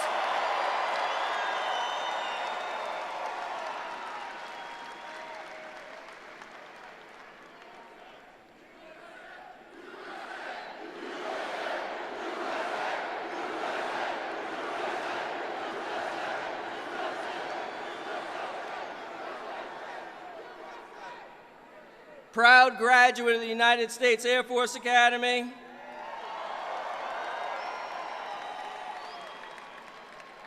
Small businessman, but most importantly, proud family man and parent of 8 wonderful children.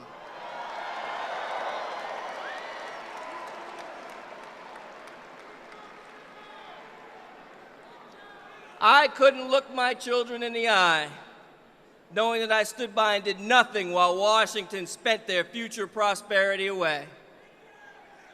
The national debt now sits at $20 trillion and counting.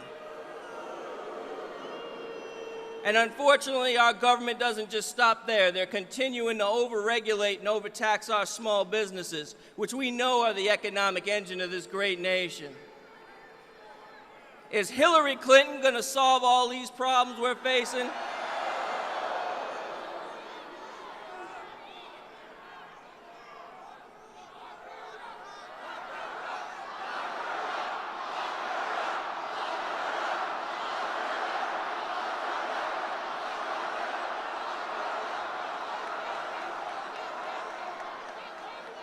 We need to elect Donald Trump, the next president of the United States.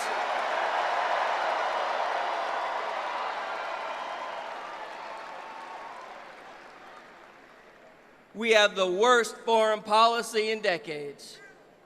Our allies don't feel like they can count on us, and our enemies certainly don't fear us. Who gave us this foreign policy? I think Secretary of State Hillary Clinton had something to do with that.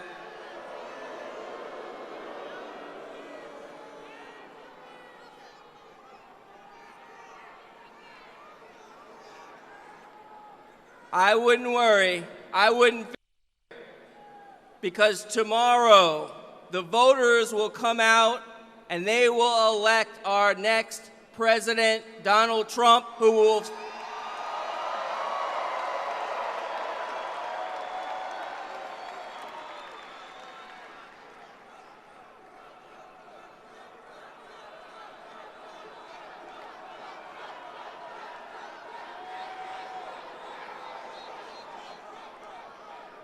the voters will elect Donald Trump, and I'm going to tell you one thing. He can't do it alone. I can't do it alone. We need your help. We need you to come out and vote. We need you to tell your friends to vote. We need you to come out and tell everyone to vote for Donald Trump and every other Republican on the ballot.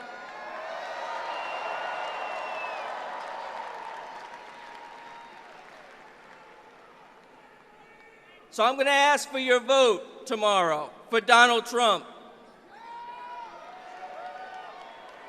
I'm going to ask for your vote tomorrow for Jim Lawrence and every other Republican on the ballot.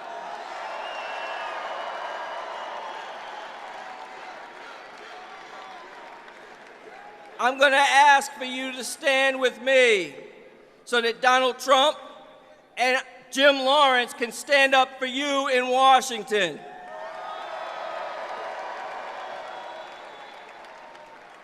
I'm going to ask you to do that because we can do better.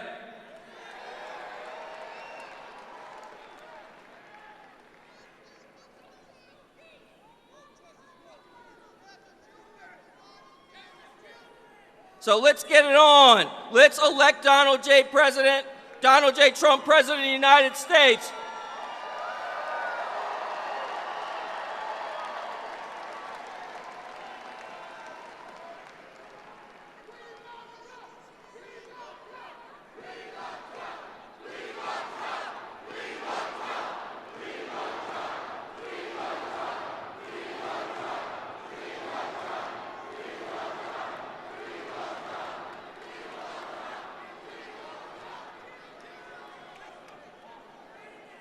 It gives me great honor to introduce our next speaker. Let's hear it for Governor John H. Sununu.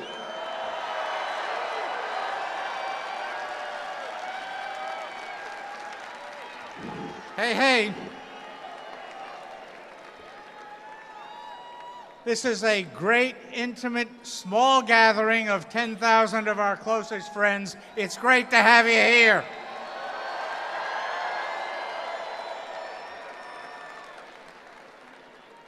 The clock has run down. Tomorrow is the day.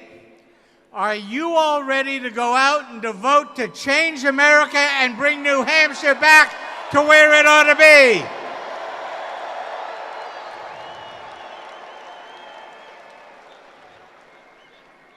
It's amazing all the hard work you've put into this. And it is important to close the deal. And that means you've got to vote, and you've got to take your friends and your family to vote. It doesn't work if we don't do that extra little bit of work and make it happen.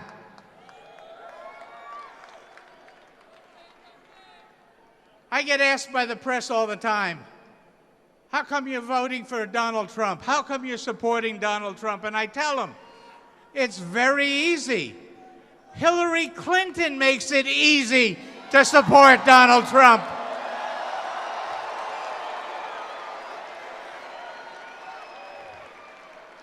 We have never had a candidate running on the Democratic side that is as close to a full-bred socialist as Hillary Clinton.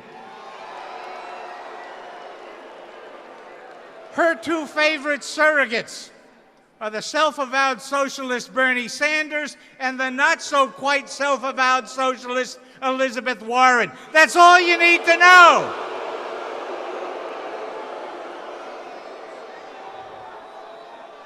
But there's another reason. The Clinton operation for a quarter century has instilled in the Democratic Party a culture of corruption that is unbelievable. That culture of corruption went into the head of the Democratic Party, and they tucked it to poor Bernie Sanders. He had no idea what they did to him. How can any Democrat worth their salt who cares about Bernie Sanders, how can they show up and vote for Hillary Clinton? Corruption across the board.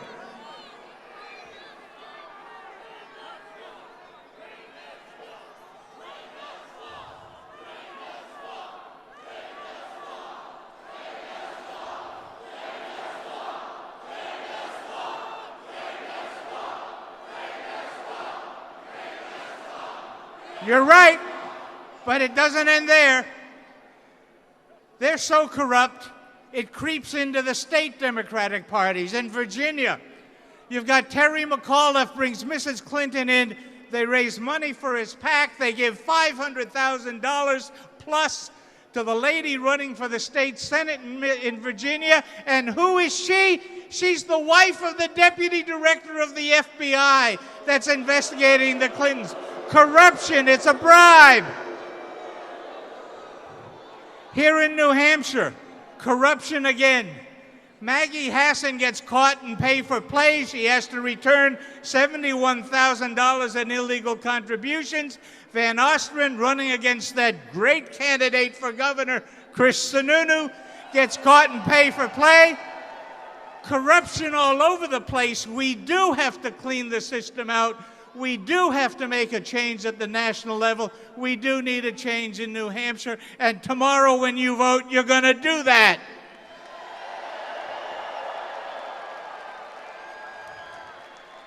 We need Donald Trump and Mike Pence.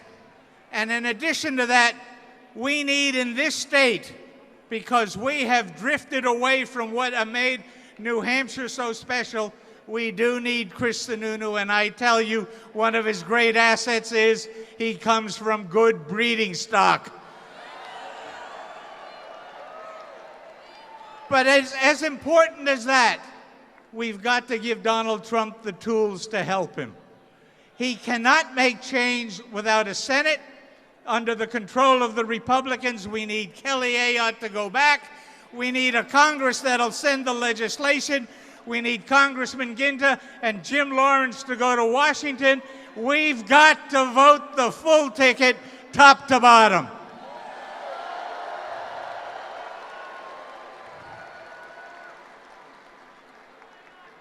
Last message. We all know Republicans that have some doubts. We all know independents that have some doubts. You've got to tell them they've got to come home tomorrow. They've got to be part of this change. They will be sorry if they do not do what they need to do. The task is yours. The responsibility is yours. Take a couple of friends to the polls. We'll make New Hampshire great again, and we'll restore New Hampshire to what it used to be.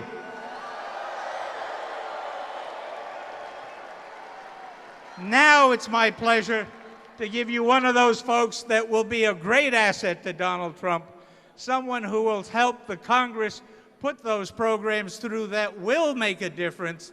It's my pleasure to introduce our Congressman, Frank Ginta.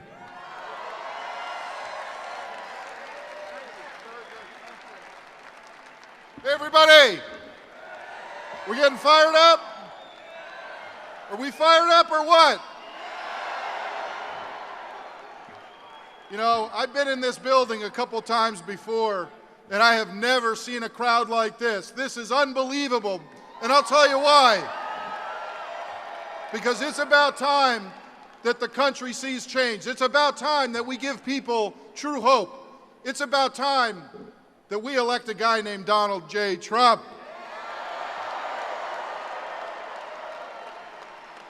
You know, it's an honor for me to serve this great state as a congressman. But let me tell you, we need help. You need help. We need to send the right people to D.C. who are not going to be afraid to change up the status quo. We need people who are going to focus on real change, because it's not just our immediate future that's at stake. It's your kids, it's your grandkids. Think about the country they're going to inherit if we don't do the right thing tomorrow. We're going to help you, and you're going to help Donald Trump, right? I got to tell you, there's an energy and an excitement in New Hampshire right now. I feel it, I see it. I've traveled around our state trying to talk about conservative principles where we can help those in upward mobility get a better opportunity, a better job, better class of life. But that's because people are hurting. For the last 8 years, people have been concerned about their future. Tomorrow, we have a choice between two people. You can elect a team that's going to put you first, or you can elect a team that's going to think of themselves first. Now, I had the distinct honor of serving with a guy named Mike Pence.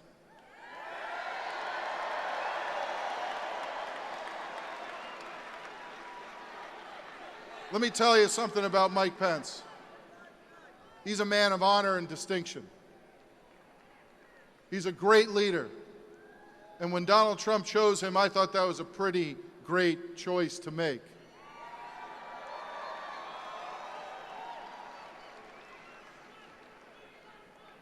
Mike's going to come out here and tell you he's, in a certain particular order, a Christian, a conservative, and a Republican. And I can vouch for that. He's a man of honor and integrity, and he's going to do everything to put your interests first. He's going to listen to the people. That's what he's done all of his life. I've been honored to know him. I'm honored to serve with him.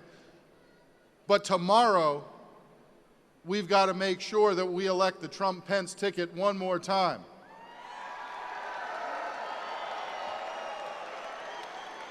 There is so much at stake. There is so much at stake with this election. We all talk about how the next election is the most important one. But think about the crossroads that we're at.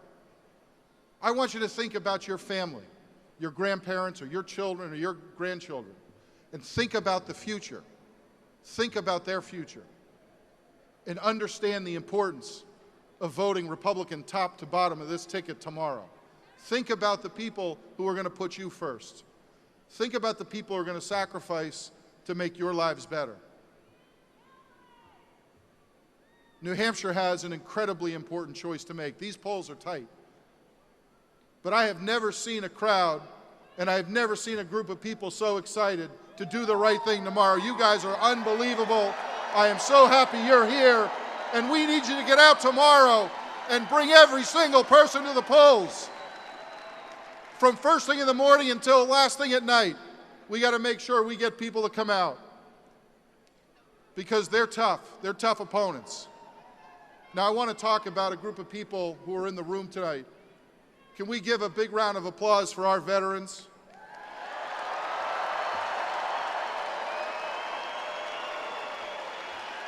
I got to tell you, thank you.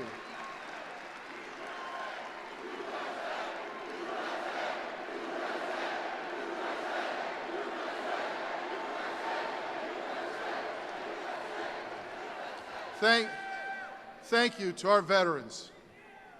Thank you very much for putting your lives on the line for our freedom, for my children's freedom. There's a young man over here named Lionel LeBlanc. Put your hand up there, Lionel. World War II veteran. Lionel, put your hand up. Lionel, you're right there. Put your hand up, Lionel. There, right there. Thank you. Thank you.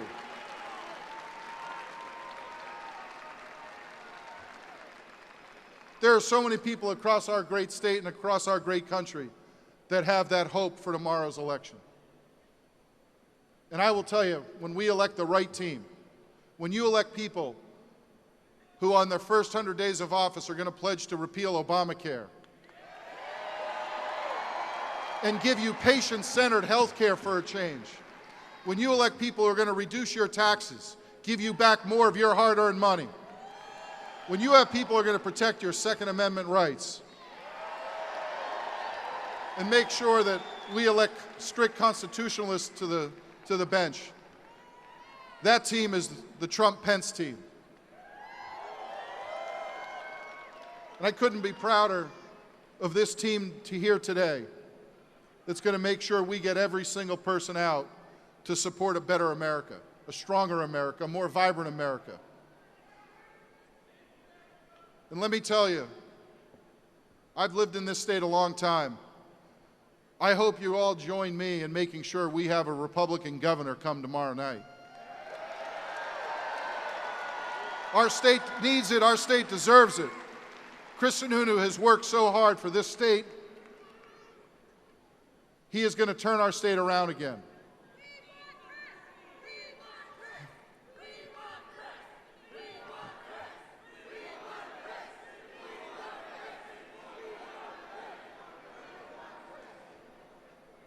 Tomorrow night, I want you to do one more thing.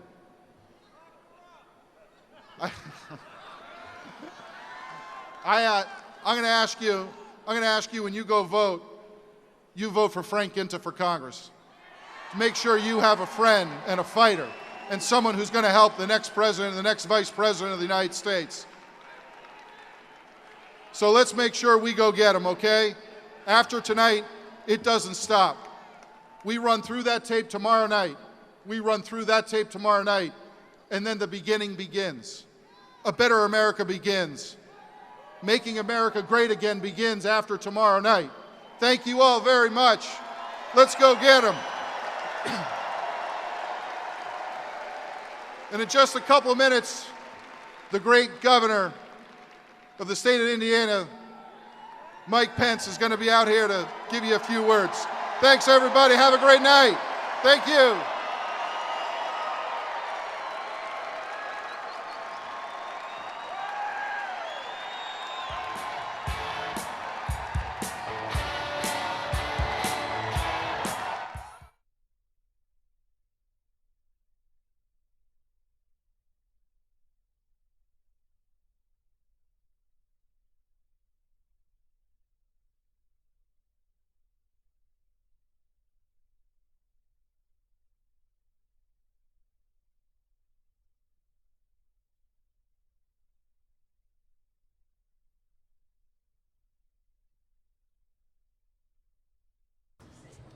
All right, everybody, welcome to the Fox 10 News Now stream. What we are going to be doing is shutting down this stream to start up a new one for everyone here. So we will be back.